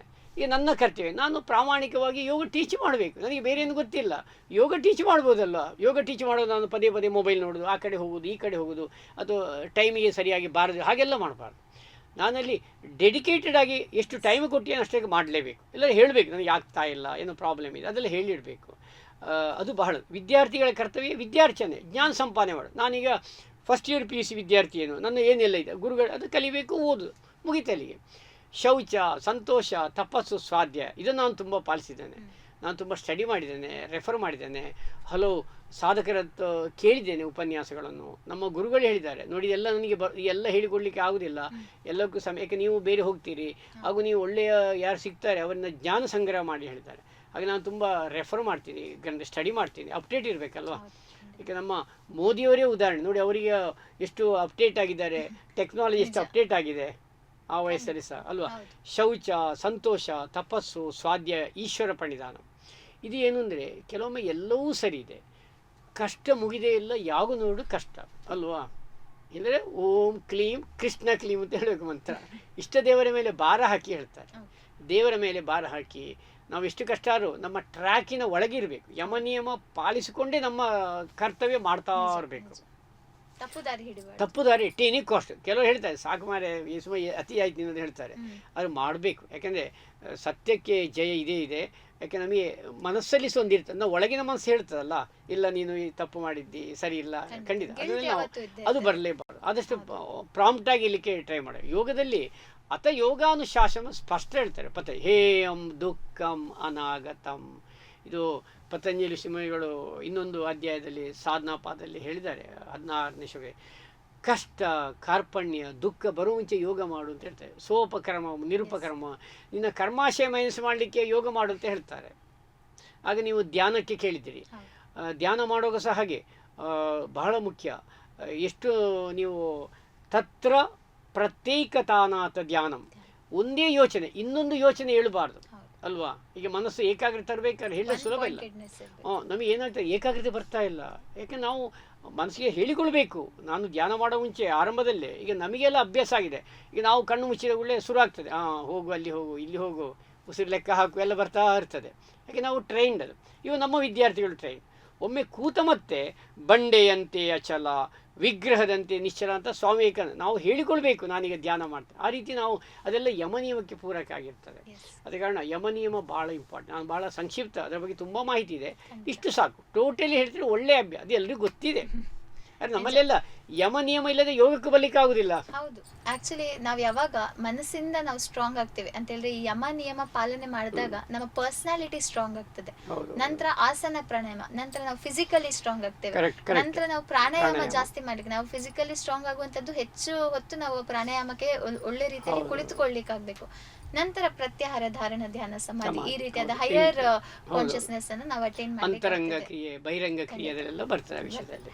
ಓಕೆ, ಸೊ ಇದು ಆಕ್ಚುಲಿ ವೀಕ್ಷಕರು ತುಂಬಾ ಡೀಪ್ ಟಾಪಿಕ್. ಇನ್ಫ್ಯಾಕ್ಟ್ ಇದ್ರ ಬಗ್ಗೆನೇ ಒಂದು ತುಂಬಾ ಹೇಳ್ಬೋದು. ಬಟ್ ಇದನ್ನ ಸಂಕ್ಷಿಪ್ತವಾಗಿ ಹೇಳೋದಾದ್ರೆ ಇಷ್ಟೇ, ನಾವು ಒಳ್ಳೆ ರೀತಿಯಲ್ಲಿ ನಮ್ಮ ಒಂದು ಪರ್ಸನಾಲಿಟಿಯನ್ನ ಬಿಲ್ಡ್ ಮಾಡ್ಬೇಕು ಅಂತ ಹೇಳಿದ್ರೆ ಯಮ ನಿಯಮನ ಬೇಸಿಕ್ ಆಗಿ ಫಾಲೋ ಮಾಡ್ಬೇಕು ಅನ್ನುವಂಥದ್ದು. ಅಂದ್ರೆ ಅಲ್ಲಿ ಒಟ್ಟಾರೆಯಾಗಿ ವ್ಯಕ್ತಿ ಸಮಾಜದಲ್ಲಿಯೂ ಸದಾಚಾರಿಯು ಸದ್ಗುಣ ಸಂಪನ್ನೆಯಾಗಿ ಯೋಗ್ಯ ಪ್ರಜೆಯಾಗಿ ನಮ್ಮ ಭಾರತೀಯ ಪರಂಪರೆ ಹಾಗೆ, ಸಂಸ್ಕೃತಿ ಹಾಗೆ ನಾವು ಪಾಲಿಸಬೇಕಾಗ್ತದೆ. ಕರೆಕ್ಟ್. ಅದಾದ ನಂತರ ಈಗ ಫಿಸಿಕಲ್ ಆಸ್ಪೆಕ್ಟ್ ಅನ್ನ ನೋಡಿಯಾಯ್ತು, ಸ್ಪಿರಿಚುವಲ್ ಆಗಿ ನಾವು ಯೋಗನ ಹೇಗೆ, ಈಗ ಸ್ಪಿರಿಚುವಲ್ ಅಂತ ಹೇಳಿದ ತಕ್ಷಣ ಆಧ್ಯಾತ್ಮದ ಒಂದು ಪಯಣದಲ್ಲಿ ಸಾಕಷ್ಟು ಜನರು ಯೋಗದ ಅಭ್ಯಾಸವನ್ನ ನೋಡ್ತಾರೆ. ಇವತ್ತಿನ ಮಾಡರ್ನ್ ಲೈಫ್ ಸ್ಟೈಲಿಗೆ, ಮಾಡರ್ನ್ ಜನರಿಗೆ, ಯೂತ್ಗೆ, ಯಂಗ್ ಜನರೇಷನ್ಗೆ ನಾವು ಸ್ಪಿರಿಚುವಲ್ ಪ್ರಾಕ್ಟೀಸ್ ಅಲ್ಲಿ ಯೋಗದ ಒಂದು ಏನ್ ಕಾಂಟ್ರಿಬ್ಯೂಷನ್ ಅಂತ, ಯೋಗ ಹೇಗೆ ಸ್ಪಿರಿಚುವಲ್ ಕಡೆ ನಮ್ಮನ್ನು ಕರ್ಕೊಂಡು ಹೋಗ್ತದೆ. ಅಲ್ಲಿ ಅಂತರಂಗ ಯೋಗ, ಬಹಿರಂಗ ಯೋಗ. ನಾವು ಆಂತರಿಕವಾಗಿ ಅದೇ ಯಮ ನಿಯಮ, ಆಸನ ಯಾಕೆಂದರೆ ಎಲ್ಲ ಧಾರ್ಮಿಕ ಕಾರ್ಯಗಳಿಗೆ ದೇಹವೇ ಮೂಲ ಸಾಧನ. ದೇಹವನ್ನು ಮೊದಲು ಹಿಡಿತಕ್ಕೆ ತಂದುಕೊಳ್ಬೇಕು. ಅದಕ್ಕೆ ನಮ್ಮ ಭಾರತೀಯ ಯೋಗ. ನಾನು ಆಧ್ಯಾತ್ಮಿಕಕ್ಕೆಲ್ಲ ಹೋಗ್ಬೇಕಾದ್ರೆ ಕೂತು ಧ್ಯಾನ ಮಾಡಬೇಕಲ್ವ, ಕೂತ್ಕೊಳ್ಳಿಕ್ಕೆ ಆಗ್ತಾ ಇಲ್ಲ, ನಿಲ್ಲಿಕ್ಕೆ ಮನಸ್ಸು ಚಂಚಲ, ಫೋಕಸ್ ಇಲ್ಲ. ಅದಕ್ಕೋಸ್ಕರ ಒಂದಿಷ್ಟು ಆಸನಗಳ ಪರಿಚಯ ಆದರೆ ಮತ್ತು ಸ್ಪಿರಿಚುವಲಿ ಹೋಗಲಿಕ್ಕೆ ಸುಲಭ ಆಗ್ತದೆ. ಈ ಯೋಗದ ಮುಖ್ಯ ಗುರಿದು ಶಾಂಡಿಲ್ಯ ಉಪನಿಷದಲ್ಲಿ ಸ್ಪಷ್ಟ ಹೇಳ್ತಾರೆ, ಯೋಗ ಜೀವಾತ್ಮ ಪರಮಾತ್ಮ ಐಕ್ಯ ಅವಸ್ಥಾ ಯೋಗ ಅಂತಿದೆ. ಅಂದರೆ ಯೋಗ ಇರೋದು ಆಧ್ಯಾತ್ಮಿಕ ಸಾಧನೆಗೆ, ಆತ್ಮ ಸಾಕ್ಷಾತ್ಕಾರಕ್ಕೆ, ಭಗವಂತ ದರ್ಶನಕ್ಕೆ. ಯೋಗಸ್ತು ದರ್ಶನಾಯತು ಪ್ರದರ್ಶನಾಯ ಬಹುದು. ನೀವು ಆಗ ಆರಂಭದಲ್ಲಿ ಹೇಳಿದ್ರಿ, ಯೋಗ ಇರೋದು ಆಧ್ಯಾತ್ಮಿಕ ಸಾಧನೆಗೆ, ಆತ್ಮ ಶೋ ಮಾಡಲಿಕ್ಕೆಲ್ಲ. ಈಗ ನಾವು ಮಕ್ಕಳಿಗೆ, ಯಂಗ್ಸ್ಟರ್ಸಿಗೆ ಅವೇರ್ನೆಸ್ ಆಗಲಿಕ್ಕೆ, ಜಾಗೃತಿಗೋಸ್ಕರ ನಾವು ಶೋ ಮಾಡ್ತೇವೆ, ಪ್ರದರ್ಶನ ಮಾಡ್ತೇವೆ. ಅದರ ಗುರಿ ಬೇರೆ. ಶಾಂಡಿಲ್ಯ ಸ್ಪಷ್ಟ ಹೇಳ್ತಾರೆ. ಆದ ಕಾರಣ ಆಧ್ಯಾತ್ಮಿಕ ಸಾಧನೆ ಬೇಕಾಗುವಂಥ ಅಷ್ಟಾಂಗ ಯೋಗವನ್ನು ಪಾಲಿಸಲೇಬೇಕು. ಮತ್ತು ಹೋಗ್ತಾ ಹೋಗ್ತಾ ಸ್ಪಿರಿಚುವಲ್ಗೆ ಬರ್ತಾ ಇರ್ತಾನೆ. ಒಮ್ಮೆ 1 ವರ್ಷ 2 ವರ್ಷ ಹಲವಾರು ವರ್ಷ ಅಭ್ಯಾಸ ಮಾಡಿದಾಗ ಈಗ ನಮಗೆಲ್ಲ ಸ್ಪಿರಿಚುವಲ್ ಟೈಪಿಗೆ ಹೋಗಲಿಕ್ಕೆ ನಮಗೆ ಇಷ್ಟ ಆಗೋದು. ಯಾಕೆ ನಾವು ಅದರ ಲಿಂಕಲ್ಲಿದ್ದೇವೆ, ಆ ದಾರಿಯಲ್ಲಿದ್ದೇವೆ. ಸುಮ್ಮನೆ ಕೂತು ಧ್ಯಾನ ಮಾಡೋಣ, ಕಣ್ಮುಚ್ಚಿ ಇರೋಣ, ಹಾಯಾಗಿರೋಣ, ಹಾಗೆಯೇ ಆಗ್ತದೆ. ಯಾರಿಗೆ ಸಾಧಕರಿಗೆ, ಆಧ್ಯಾತ್ಮಿಕಕ್ಕೆ ಹೋಗುವವರಿಗೆ ಅದಕ್ಕೆ ಆಸನ ಪ್ರಾಣಾಯಾಮ ಸಹ ಮಾಡಬೇಕು. ಯಾಕಂದರೆ ಶ್ವಾಸ ಪ್ರಶ್ವಾಸಯೋ ಗತಿರ್ವಿಚ್ಛೇದ ಪ್ರಾಣಾಯಾಮ. ಉಸಿರಿನ ಪೂರಕ ರೇಚಕಗಳ ವೇಗವನ್ನು ಕಡಿಮೆ ಮಾಡುವುದೇ ಪ್ರಾಣಾಯಾಮ. ಧ್ಯಾನ ಎಂದರೆ ತಲ್ಲೀನತೆ, ಸ್ವಪರಿಚಯ ಕಲೆ, ತನ್ನದೇ ಪ್ರತಿಬಿಂಬ, ತನ್ನ ಆಂತರ್ಯಗಳನ್ನು ಸೂಕ್ಷ್ಮವಾಗಿ ಪರಿಶೀಲಿಸಿಕೊಳ್ಳುವ ಸಾಧನೆ ಧ್ಯಾನ. ಒಮ್ಮೆ ನಮಗೆ ಧ್ಯಾನದ ಲಿಂಕ್ ಕನೆಕ್ಟ್ ಆದರೆ ಮತ್ತೆ ವ್ಯಕ್ತಿ ಹೀಗೆ ಕೂತ್ಕೊಳ್ತಾನೆ, ಮತ್ತೆ ಮೆಲ್ಲಗೆ ಸ್ಪಿರಿಚುವಲ್ ಹೋಗ್ತಾನೆ, ಆಧ್ಯಾತ್ಮಿಕ ಹೋಗಲಿಕ್ಕೆ ಟ್ರೈ ಮಾಡ್ತಾನೆ. ಆಧ್ಯಾತ್ಮಿಕ ಬೇಕು ಮಾಡಲ್. ಯಾಕಂದರೆ ನಮ್ಮ ಭಾರತೀಯ ಕಲೆ, ಭಾರತೀಯ ಸಂಸ್ಕೃತಿ, ಭಾರತೀಯ ಪರಂಪರೆಯಲ್ಲಿ ಮೇಯ್ನ್ ಇರೋದು ಸ್ಪಿರಿಚುವಲ್ ಅಲ್ವಾ? ಹೌದು, ಖಂಡಿತ. ಒಟ್ಟಾರೆಯಾಗಿ ಇವತ್ತು ನಾವು ಒಂದಷ್ಟು ಯೋಗದ ಬೆನಿಫಿಟ್ಸ್ ಬಗ್ಗೆ ಮಾತಾಡಿದ್ವಿ, ಯೋಗದ ಅವೇರ್ನೆಸ್ ಬಗ್ಗೆ ಮಾತಾಡಿದ್ವಿ. ಈಗ ನಿಮ್ಮ ಪರ್ಸನಲ್ ಲೈಫಲ್ಲಿ ಯೋಗ ಎನ್ನುವಂಥದ್ದು ಒಂದು ಮುಖ್ಯವಾಗಿರುವಂತಹ ಅಂಗ ನಿಮ್ಮ ಲೈಫಲ್ಲಿ. ಅದರ ಜೊತೆಗೆ ಮತ್ತೊಂದು ಮುಖ್ಯ ಅಂಗ ಅಂತ ಹೇಳಿದ್ರೆ ನಮ್ಮ ಫ್ಯಾಮಿಲಿ. ಸೊ ನನಗೆ ಗೊತ್ತಿರೋ ಹಾಗೆ ನೀವು ಮಾತ್ರ ಅಲ್ಲ, ನಿಮ್ಮ ಇಡೀ ಫ್ಯಾಮಿಲಿಯವರು ಕೂಡ ಒಳ್ಳೆ ಯೋಗ ಪ್ರಾಕ್ಟೀಷನರ್ಸ್. ಸೊ ನಿಮಗೆ ಹೇಗೆ ಶುರುವಿನಿಂದ ನಿಮ್ಮ ಫ್ಯಾಮಿಲಿ ಸಪೋರ್ಟ್ ಹೇಗಿತ್ತು, ಅಥವಾ ನಿಮ್ಮ ವೈಫ್ ಆಗಿರ್ಬೋದು, ನಿಮ್ಮ ಮಕ್ಕಳಾಗಿರ್ಬೋದು, ಎಲ್ಲರೂ ಯೋಗ ಕಲ್ತಿದ್ದಾರೆ, ಆ ಇಂಟ್ರೆಸ್ಟ್ ಅವರಲ್ಲಿ ಹೇಗೆ ಬೆಳೀತು? ನಮ್ಮಲ್ಲಿ ಇಬ್ಬರು ಮಕ್ಕಳಿದ್ದಾರೆ. ದೊಡ್ಡ ಡಾಕ್ಟರ್ ಕಿಶನ್ ದೇಲಂಪಾಡಿ, ಈಗ ECA MBBS ಎಲ್ಲ ಮೆರಿಟ್ ರ್ಯಾಂಕ್ ಹೋಲ್ಡರ್. ಅವ ಎಂಡೋಕ್ರೈನಾಲಜಿಸ್ಟ್ ಆಗಿ ಈಗ ಪ್ರಸ್ತುತ ಶಾರ್ಜೆಯಲ್ಲಿ ವರ್ಕ್ ಮಾಡ್ತಾ ಇದ್ದಾರೆ NMC ಹಾಸ್ಪಿಟಲ್. ಹಾಗೆ ಸೊಸೆ head and neck oncology ENTMS. ಹಾಗೆ ಅವಳು ಸಹ ಯೋಗ ಸಾಧನೆ, ಅವರೆಲ್ಲ ಯೋಗ ಕಲ್ತವ್ರು. ಮಗ ಸಹ ಯೋಗ ಸಾಧನೆ ಮಾಡಿದೆ. ಅವ CET ಎಕ್ಸಾಮ್ ಟೈಮಲ್ಲಿ ಧ್ಯಾನ ಮಾಡ್ತಾಯಿದ್ದ. ನಮ್ಮ ಮನೆಯಲ್ಲಿ ತುಂಬ ಗೆಸ್ಟ್ ಆ ದಿವಸ ಸಾಮಾನ್ಯ ನಾಳೆ CET ಪರೀಕ್ಷೆ ಮನೆಯಲ್ಲಿ ತುಂಬ ಗೆಸ್ಟ್ ಓದಬೇಕಲ್ಲ, ಅವ್ನು ಮೆಡಿಟೇಷನ್ ಒಳ್ಳೆ ಮಾಡ್ತಾಯಿದ್ದ ಆ ಟೈಮಲ್ಲಿ. ಹಾಗೆ ಅವನಿಗೆ ಮೆಡಿಟೇಷನ್ ಒಳ್ಳೆ ಹೆಲ್ಪ್ ಆಗಿದೆ ನನ್ನ ಪ್ರಕಾರ. ಹಾಗೆ CETಯಲ್ಲಿ ಸಹ ಅವನಿಗೆ ಒಳ್ಳೆ ರ್ಯಾಂಕ್ 64th ಎಲ್ಲ ಬಂದಿತ್ತು. ಎಲ್ಲ ಮೆರಿಟಲ್ಲೇ ಸಿಕ್ಕಿತ್ತು, ಮಕ್ಕಳಿಗೆಲ್ಲ ಮೆರಿಟಲ್ಲೇ ಸಿಕ್ಕಿತ್ತು. ಹಾಗೆ ಅವ್ರು ಡಾಕ್ಟರ್ ಆಗಿ, ಹಾಗೆ ಸೊಸೆ ಸಹ ಒಳ್ಳೆ ಇದರಲ್ಲಿ ಅವ್ರು ಸಹ ಯೋಗ ಕಲ್ತಿದ್ದಾರೆ. ಆಮೇಲೆ ಮೊಮ್ಮಗನೂ ಸ್ವಲ್ಪ ಕಲಿತಾ ಇದ್ದಾನೆ. ಆಮೇಲೆ ಎರಡನೇ ಕಿರಣ್ ದೇಲಂಪಾಡಿ, ಅವನು ನ್ಯಾಷನಲ್ ಚಾಂಪಿಯನ್. ಸತತವಾಗಿ 11 ಬಾರಿ ಅವನಿಗೆ ಪ್ರಶಸ್ತಿ ಎಲ್ಲ ಬಂದಿದೆ ಜಿಲ್ಲಾ ಮಟ್ಟದಲ್ಲಿ, ಹಾಗೆ ರಾಷ್ಟ್ರ ಮಟ್ಟದಲ್ಲಿ. ಮತ್ತು ತುಂಬ ಕಡೆಗೆ ನನಗೆ ಅಸಿಸ್ಟ್ ಆಗೆಲ್ಲ ಕಿರಣ್ ದೇಲಂಪಾಡಿ ಭಾಗಿಸಿದ್ದಾರೆ. ಹಾಗೆ ಅವನ ಮಿಸ್ಸಸ್ ಯೋಗದಲ್ಲಿ ಆಸಕ್ತಿ ಇದೆ. ಹಾಗೆ ಒಟ್ಟಾರೆ ಹಾಗೆ ನನ್ನ ಮಿಸ್ಸಸ್ ಮದುವೆಯಾಗಿ 15 ವರ್ಷ ನಂತರ ಕಲ್ತದ್ದು. ನನಗೆ ಬೇಡ, ನಾವು ನಿಮ್ಮದೇ ಮಾಡ್ತೀವಿ, ಮಕ್ಕಳು ನೋಡಬೇಕಲ್ಲ ಹೇಳಿದ್ರು. ಮತ್ತೇನು ಸಮಸ್ಯೆ ಎಲ್ಲ ಶುರುವಾಗುವೇ ಯೋಗ ಮಾಡಿ. ನಾವು she is one of the best teacher. ಮತ್ತು ಅಡ್ವಾನ್ಸ್ ತುಂಬ ಮಾಡ್ತಾರೆ, ಕಠಿಣಾಸನ ಮಾಡ್ತಾರೆ. ಅವರಿಗೆ ಇಂಟರ್ನ್ಯಾಷನಲ್ಲಿ 2nd place, national 1st place ಬಂದೆ ಬ್ಯಾಂಗ್ಳೂರಿನಲ್ಲಿ ಕಾಂಪಿಟೇಷನಲ್ಲಿ. ಬಟ್ ಈಗ ಅವರಷ್ಟೇ ಸೈಲೆಂಟ್, ಅವರು ಹೆಚ್ಚು ಹೊರಗೆ ಹೋಗಿಲ್ಲ. ಅವರಾಯಿತು ಅವರ ಕೆಲಸ ಕಾರ್ಯ, ಮತ್ತು ನಮಗೆ ಬೇಕಾದ ಸೌಕರ್ಯ ಎಲ್ಲ ಆಗಬೇಕಲ್ಲ, ಆಹಾರ ಇದಕ್ಕೆಲ್ಲ ಅರೇಂಜ್ಮೆಂಟ್. ಈಗ ನೋಡಿದ ಈಗ ಬರಲಿಕ್ಕೆ ಬೇಕಾದ್ರೆ ವ್ಯವಸ್ಥೆ ಎಲ್ಲ ಆಗಬೇಕಲ್ಲ, ಪ್ಯಾಕ್ ಮಾಡೋದು ಅದೆಲ್ಲ ಹಾಕಿ ಉಂಡು ಇಡ್ಲಿಕ್ಕೆ ಎಲ್ಲ ವ್ಯವಸ್ಥೆ ಮಾಡ್ತಾರೆ. ಮತ್ತು ಒಳ್ಳೆ ಹೇಳಿಕೊಡ್ತಾರೆ ಅವರು. ಮಾತ್ರ ಮಹಿಳೆಯರಿಗೆ ಯೋಗ ಟೀಚ್ ಮಾಡ್ತಾರೆ. ಈಗ ಸಹ ಯಾರು ಬಂದಾಗ ಹೇಳಿಕೊಡ್ತಾರೆ. ಸೊ ಹಾಗಂತಾದ್ರೆ ಇಟ್ಸ್ ನೆವರ್ ಟೂ ಲೇಟ್. ಇದು ಒಂದು ಎಕ್ಸಾಂಪಲ್. ಯಾಕಂದ್ರೆ ಇವತ್ತು ಎಷ್ಟೋ ಜನ ಅನ್ಕೊಂಡಿರ್ಬೋದು ಸಣ್ಣ ವಯಸ್ಸಲ್ಲಿ ಕಲ್ತ್ರೆ ಮಾತ್ರ ನಾವು ಅಡ್ವಾನ್ಸ್ ಪೋಸ್ಟರ್ಸ್ ಮಾಡ್ಲಿಕ್ಕೆ ಸಾಧ್ಯ ಅಂತ. ಸೊ ನಿಮ್ಮ ವೈಫ್ ಇವತ್ತು ಒಂದು ಎಕ್ಸಾಂಪಲ್ ಸೆಟ್ ಮಾಡಿದ್ದಾರೆ. ಮದುವೆ ಆಗಿ 15 ವರ್ಷದ ನಂತರ ಅವರು ಕಲ್ತು ಇವತ್ತು ಅಡ್ವಾನ್ಸ್ ಪೋಸ್ಟರ್ಸ್ ಮಾಡ್ತಾರೆ ಅಂತ ಹೇಳಿದ್ರೆ it's never too late. Teach ಮಾಡ್ತಾರೆ ಮಾಡೋದ್ರ ಜೊತೆಗೆ, it's never too late. Okay, so ನಿಮ್ಮ ಫ್ಯಾಮಿಲಿ ಸಪೋರ್ಟ್ ಎಲ್ಲ ಚೆನ್ನಾಗಿದೆ, ನಿಮ್ಮ ಒಂದು ಆಸಕ್ತಿ ಚೆನ್ನಾಗಿದೆ, ನಿಮ್ಮ ನಾಲೆಡ್ಜ್ ಇಸ್ ಅಲ್ಟಿಮೇಟ್. ಯಾಕಂತ ಹೇಳಿದ್ರೆ ಇವತ್ತು ಮಾತಾಡುವಾಗ ನನಗೆ ಅನಿಸ್ತಾ ಇದೆ 70 years ಆಫ್ ಏಜಲ್ಲಿ ಫಿಸಿಕಲಿ ಆಕ್ಟಿವ್ ಇರುವಂಥದ್ದೊಂದು ಕಡೆ, ಇಷ್ಟು ವಿಷಯಗಳನ್ನು ನೀವು ಎಷ್ಟು ಪಟಪಟ ಅಂತ ಹೇಳ್ತೀರಾ, ಅದು ಇನ್ನೊಂದು ಕಡೆ. ಸೊ ಇದನ್ನೆಲ್ಲ ನೋಡುವಾಗ ಇಟ್ಸ್ ವೆರಿ ಇನ್ಸ್ಪೈರಿಂಗ್. ನಮಗೆ ಕೂಡ ಈ ರೀತಿಯಾದ ಒಂದು ಓಲ್ಡ್ ಏಜ್ ಲೈಫನ್ನು ಲೀಡ್ ಮಾಡಬೇಕು ಅಂತ ಖುಷಿ ಆಗ್ತದೆ. ಬಿಕಾಸ್ ಓಲ್ಡ್ ಏಜ್ ಅನ್ನುವಂಥದ್ದು ಇವತ್ತು ಸಾಕಷ್ಟು ಜನಕ್ಕೆ ಜಿಡಿಯಾಟ್ರಿಕ್ಸ್ ಆ ಒಂದು ಫೇಸಲ್ಲಿ ತುಂಬ ಪ್ರಾಬ್ಲಮ್ಸ್ ಇರ್ತದೆ. But Young and energetic sweet 16 ಥರ 70 yearsಲ್ಲಿ ಇರೋದನ್ನು ನೋಡಿದ್ರೆ ಖಂಡಿತ ಯೋಗ ಇಸ್ ದ ಕೀ. ಆ್ಯಂಡ್ ನಾವೆಲ್ಲರೂ ಕೂಡ ಈ ರೀತಿ ಯೋಗಾಭ್ಯಾಸ ಮಾಡಿ ನಿಮ್ಮ ಥರನೇ ಒಂದು ಆಗಬೇಕು, ಆ ಏಜಲ್ಲಿ ಅದೇ ಒಂದು ಲವಲವಿಕೆಯಿಂದ ಇರಬೇಕು ಅಂತ ಆಸೆ.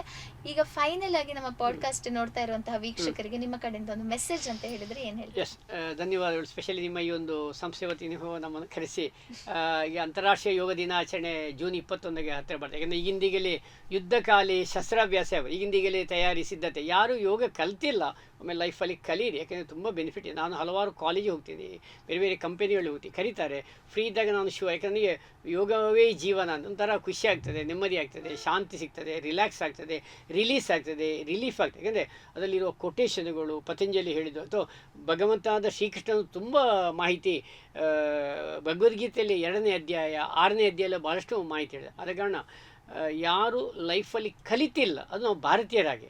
ಈಗ ನೀವು ಅಮೆರಿಕಕ್ಕೆ ಹೋದರೆ ಅಲ್ಲಿ ಫಸ್ಟ್ ಕೇಳೋದು you are Indian, you please teach me yoga ಹೇಳ್ತಾರೆ. ನನ್ನಲ್ಲಿ ತುಂಬ ಮಂದಿ ಕೆಲವು ಲೇಡೀಸ್ ಎಲ್ಲ ಮದುವೆಯಾಗಿ ಅಮೆರಿಕ ಗಂಡನ ಮದುವೆಯಾಗಿ ಹೋಗಿದ್ದಾರೆ. ಅಲ್ಲಿ ಹೋದ ಒಳ್ಳೆ ನಿಮಗೆ ಯೋಗ ಗೊತ್ತಿಲ್ಲದ ಟೀಸ್ ಮಾಡ್ತಾರೆ, ಇನ್ಸಲ್ಟ್ ಮಾಡ್ತಾರೆ, ತಮಾಷೆ ಮಾಡ್ತಾರೆ, ಮತ್ತು ಪುನಃ ಬಂದು ಕಲಿತು ಹೋಗಿದ್ದಾರೆ. ಅಮೆರಿಕಕ್ಕೆ ಹೋಗಬೇಕಾದ್ರೆ ನನ್ನ ಪ್ರಕಾರ ಯೋಗ ಕಲಿತು ಹೋಗೋದು ಒಳ್ಳೆಯದು. ಯಾಕೆಂದರೆ ಅಲ್ಲಿ ಅಷ್ಟು ಪ್ರಶ್ನೆ ಕೇಳ್ತಾರೆ. ಹೌದು, ಆದ ಕಾರಣ ಯೋಗ ಆರೋಗ್ಯವರ್ಧಕ, ರೋಗ ನಿವಾರಕ, ರೋಗ ನಿರೋಧಕ. ಯಾಕೆಂದರೆ ಮತ್ತು ಮನಸ್ಸು ಒಳ್ಳೆಯದು, ಓಪನ್ ಹಾರ್ಟ್ ಇರಬೇಕು, ನೋ ಜೆಲಸ್, ಅದು ಭಾಳ ಇಂಪಾರ್ಟೆಂಟ್ ಎಟ್ ಎನಿ ಕಾಸ್ಟ್. ಅದು ಸಹ ಒಂದು ಕಿವಿ ಮಾತು. ಅದ ಕಾರಣ ಈಗ ತುಂಬ ಬೆಳೀತಾ ಇದೆ, ನಾನು ಎಲ್ಲ ಕಡೆಯಲ್ಲೂ ಮಾಡ್ತಾಯಿದ್ದೀನಿ. ಹಲವಾರು ಒಳ್ಳೊಳ್ಳೆ ಸಾಧಕರಿದ್ದಾರೆ. ಈಗ ನಮ್ಮಲ್ಲಿ ಸಹ ಒಳ್ಳೊಳ್ಳೆ ಯೋಗ ಟೀಚರ್ ನಮ್ಮಲ್ಲೇ ಇದ್ದಾರೆ. ನನ್ನಲ್ಲಿ ಮಹಿಳಾ ಯೋಗ ಟೀಚರ್ಸ್ ತುಂಬ ಬಂದಿದ್ದಾರೆ. ಈಗ ಅವರ ಹೆಸರಲ್ಲಿ ಪಟ್ಟಿ ಸುಮಾರು ಉಂಟು. ಅವರೆಲ್ಲ ಡೆಡಿಕೇಟೆಡ್ ಟೀಚರ್ಸ್. ಈಗ ನಮಗೆ ಇದೆಲ್ಲ ಒಬ್ಬನೇ ಆಗೋದಿಲ್ಲ. ಈಗ ನಮಗೆ ಹೆಲ್ಪಿಗೆ, ನಮಗೆ ಸಹಾಯಕ್ಕೆ ಬರುವಂತಹ, ಈಗ ನಾನು ಫ್ರೀ ಸರ್ವಿಸ್ ಅಲ್ಲ, ಹಾಗೆ ನಮ್ಮೊಟ್ಟಿಗೆ ಬರ್ತಾರೆ, ಅಸಿಸ್ಟ್ ಮಾಡ್ತಾರೆ. ಅವೆಲ್ಲ ಡೆಡಿಕೇಟೆಡ್ ಟೀಚರ್ಸ್. ಹಾಗೆ ಅವ್ರಿಗೆ ಸಹ ನಾವು ಸ್ಪೆಷಲ್ ಥ್ಯಾಂಕ್ಸ್ ಹೇಳಬೇಕಾಗ್ತದೆ. ಹಾಗೆ ಯೋಗ ಬೆಳಿಬೇಕಾದ್ರೆ ನಿತ್ಯ ನಿರಂತರವೇ. ಈಗ ಮಂಗಳೂರಿನಲ್ಲಿ ಹಲವಾರು ಹಾಲ್ಗಳಿವೆ. ಅಂಥ ಹಾಲಲ್ಲಿ ಬೆಳಿಗ್ಗೆ ಒಂದು ನಿರಂತರ ಆಗುವಂಥ, ಈಗ ನಮ್ಮದು ಆನ್ಲೈನ್ ಕ್ಲಾಸ್ ಇದೆ, free class, open to all. Google ಮೀಟಲ್ಲಿ ಮಂಡೇ ಟು ಫ್ರೈಡೆ ಯಾರಿಗೂ ಸಹ ಭಾಗವಹಿಸಿ, ಆದರೆ ಒಂದು ವಾರ ವಾಚ್ ಮಾಡಬೇಕು ಅದನ್ನು. ಅದಷ್ಟು ಭಾಳ ಸುಲಭವಾಗ್ತಾ ಹೇಳುತ್ತಾ, ಹಾಗೆ ನನಗೆ ಈ ಒಂದು ವಿಶೇಷವಾಗಿ ಒಂದು ನಿಮ್ಮ ಬ್ರಾಡ್ಕಾಸ್ಟ್ ಇದಕ್ಕೆ ಸ್ಯಾಮ್ ಕ್ಯಾಂಪ್ ಸ್ಟೋರಿಯ ಒಂದು ಸಂಸ್ಥೆಗೆ ನಾನು ಧನ್ಯವಾದ ಹೇಳ್ತೇನೆ. ನಮ್ಮ ಯೋಗದ ಮಾಹಿತಿಗಳು ಜನರಿಗೆ ಇನ್ನಷ್ಟು ತಲುಪಲಿ, ಹಾಗೆ ಜನರು ಯೋಗ ಮಾಡಲಿ, ಆರೋಗ್ಯ ಕಾಪಾಡಲಿ. ಅದರ ಗೋಲ್ ಏನಿದೆ, ಜೀವಾತ್ಮ ಪರಮಾತ್ಮ ಐಕ್ಯ ಅವಸ್ಥಾ ಯೋಗಕ್ಕೆ ಹೋಗೋಣ ಹೇಳುತ್ತಾ ಮತ್ತೊಮ್ಮೆ ನಿಮಗೆಲ್ಲ ಧನ್ಯವಾದಗಳು, ಶುಭವಾಗಲಿ. ಎಸ್ ವೀಕ್ಷಕರೇ, ಸರ್ ಇದು ಫ್ರೀ ಕ್ಲಾಸಸ್ ಇದೆ, ಇದು ಯಾವುದೇ ರೀತಿ ಪ್ರಮೋಷನ್ ಅಲ್ಲ. ಬಟ್ ಸರ್ ಇದು ಉದ್ದೇಶ ಏನು ಅಂತ ಹೇಳಿದ್ರೆ, ಯೋಗದ ಅವೇರ್ನೆಸ್ ಇವತ್ತು ನಮ್ಮ ಸಮಾಜದಲ್ಲಿ ತಲುಪಬೇಕು. ಇಂಡಿಯನ್ಸ್ ಆಗಿ ನಾವು ನಮ್ಮ ಇಂಡಿಯನ್ ಸಿಸ್ಟಮ್ ಆಗಿರುವಂತಹ ಯೋಗವನ್ನು ಕಲಿತು ನಾವು ಅದನ್ನು ಗ್ಲೋಬಲಿ ರೆಪ್ರೆಸೆಂಟ್ ಮಾಡುವಂಥವ್ರಾಗಿರ್ಬೇಕು ಅಂತ. ನಿಮ್ಗೆ ಯಾರಿಗೆ ಕಲೀಲಿಕ್ಕೆ ಆಸಕ್ತಿ ಇದ್ರೆ ನೀವು ಕಾಮೆಂಟ್ ಮಾಡಿ, ಖಂಡಿತ ನಾನು ಸರ್ನ ಒಂದು ಮಿಡ್ಲಲ್ಲಿ ಇನ್ನೊಂದು ಮಂಗಳಾದೇವಿ ರಾಮಕೃಷ್ಣ ಮಠದಲ್ಲಿ ಹಲವಾರು ವರ್ಷಗಳಿಂದ, ಈಗ ಅಲ್ಲಿಗೂ ಸಹ ಬರ್ಬೋದು. ಯಾರ್ಯಾರು ಯೋಗ ಕಲಿಬೇಕಾದ್ರೆ ಅಲ್ಲಿ ಸಂಜೆ 5ರಿಂದ 6ವರೆಗೆ ಕ್ಲಾಸ್ ಇದೆ, Monday to Friday, every month 2 weeks, ಪ್ರತಿ ತಿಂಗಳು 2. ಹಾಗೂ ಸಹ ಬರ್ಬೋದು. ಈಗ ನಮ್ಮ AID ಬರಬೇಕು ಅಂತ ಇಲ್ಲ, ಅಲ್ಲಿಗೆ ಬರೋದು ಇನ್ನೂ ಅದು only for beginners, ಹೊಸಬರಿಗೆ. Ramakrishna Math Mangaladevi, ಅಲ್ಲಿ ಸ್ವಾಮೀಜಿಯವರ ಒಂದು ನೇತೃತ್ವ ಮತ್ತು ಅವರ ಸಪೋರ್ಟಿನ ನಿರಂತರ ಆಗ್ತಾ ಇದೆ. ಈಗ ನಾಡ್ದೀಗ ನೆಕ್ಸ್ಟ್ ಜೂನ್ 3ಕ್ಕೆ ಆರಂಭ ಆಗ್ತದೆ. ಹಾಗೆ ಅದೊಂದು ಮಾಹಿತಿ. ಸೊ ಹಾಗಾಗಿ ಯಾವುದೇ ರೀತಿಯ ನಿಮಗೆ ಯೋಗ ಕ್ಲಾಸಸ್ ಆನ್ಲೈನ್ ಅಥವಾ ಆಫ್ಲೈನ್ ಇದರ ಸಂಪೂರ್ಣ ಮಾಹಿತಿ, ಆ್ಯಂಡ್ ಅದು ಕೂಡ ಉಚಿತವಾಗಿರೋ ಕ್ಲಾಸಸ್. ಸೊ ಇದು ಯಾವುದೇ ಪ್ರಮೋಷನ್ ಅಲ್ಲ. ಈ ರೀತಿ ಉಚಿತ ಯೋಗ ಕ್ಲಾಸಸನ್ನು ಅಟೆಂಡ್ ಮಾಡಿ ಯೋಗವನ್ನು ಕಲಿತು ನಮ್ಮ ಹೆಲ್ತನ್ನು ಇನ್ನಷ್ಟು ಚಂದವಾಗಿ ಮೇಂಟೈನ್ ಮಾಡಬೇಕು ಅಂತ ನಿಮಗೆ ಇದ್ದರೆ ನೀವು ಕಾಮೆಂಟ್ ಮಾಡಿ, ನಾನು ಸರ್ನ ಕಾಂಟ್ಯಾಕ್ಟನ್ನು ನಿಮ್ಮ ಹತ್ರ ಶೇರ್ ಮಾಡ್ಕೊಳ್ತೀನಿ. Sir, thank you so much ನಮ್ಮ ಇಂದಿನ ಕಾರ್ಯಕ್ರಮಕ್ಕೆ ಬಂದು ನಿಮ್ಮ ಈ ಒಂದು ರಿಚ್ 44 ಇಯರ್ಸ್ ಆಫ್ ಎಕ್ಸ್ಪೀರಿಯನ್ಸಿನ ಒಂದು ಮಾತುಗಳನ್ನು ನಮ್ಮೊಂದಿಗೆ ಹಂಚ್ಕೊಂಡಿದ್ದೀರಾ. ಎಷ್ಟೋ ಬಾರಿ ನಮಗೆ ಅನುಭವಿಸಿ ನಾವು ಅನುಭವನ ಪಡೆದುಕೊಳ್ಳೋಷ್ಟು ಟೈಮ್ ಇರೋದಿಲ್ಲ. ಸೊ ನಿಮ್ಮ ಅನುಭವನ ಕೇಳಿ ನಾವು ಕಲಿಯುವಂಥ ಒಂದು ಪ್ಲಾಟ್ಫಾರ್ಮ್ ಈ ಒಂದು beyond books Sam camp stories. ನಮ್ಮ ಕಾರ್ಯಕ್ರಮಕ್ಕೆ ಬಂದಿದ್ದಕ್ಕಾಗಿ ಧನ್ಯವಾದಗಳು. Thank you. ಸಂಕ್ಷಿಪ್ತ ಮಾಹಿತಿ ನೀಡಿದ ಧನ್ಯವಾದ. Thank you.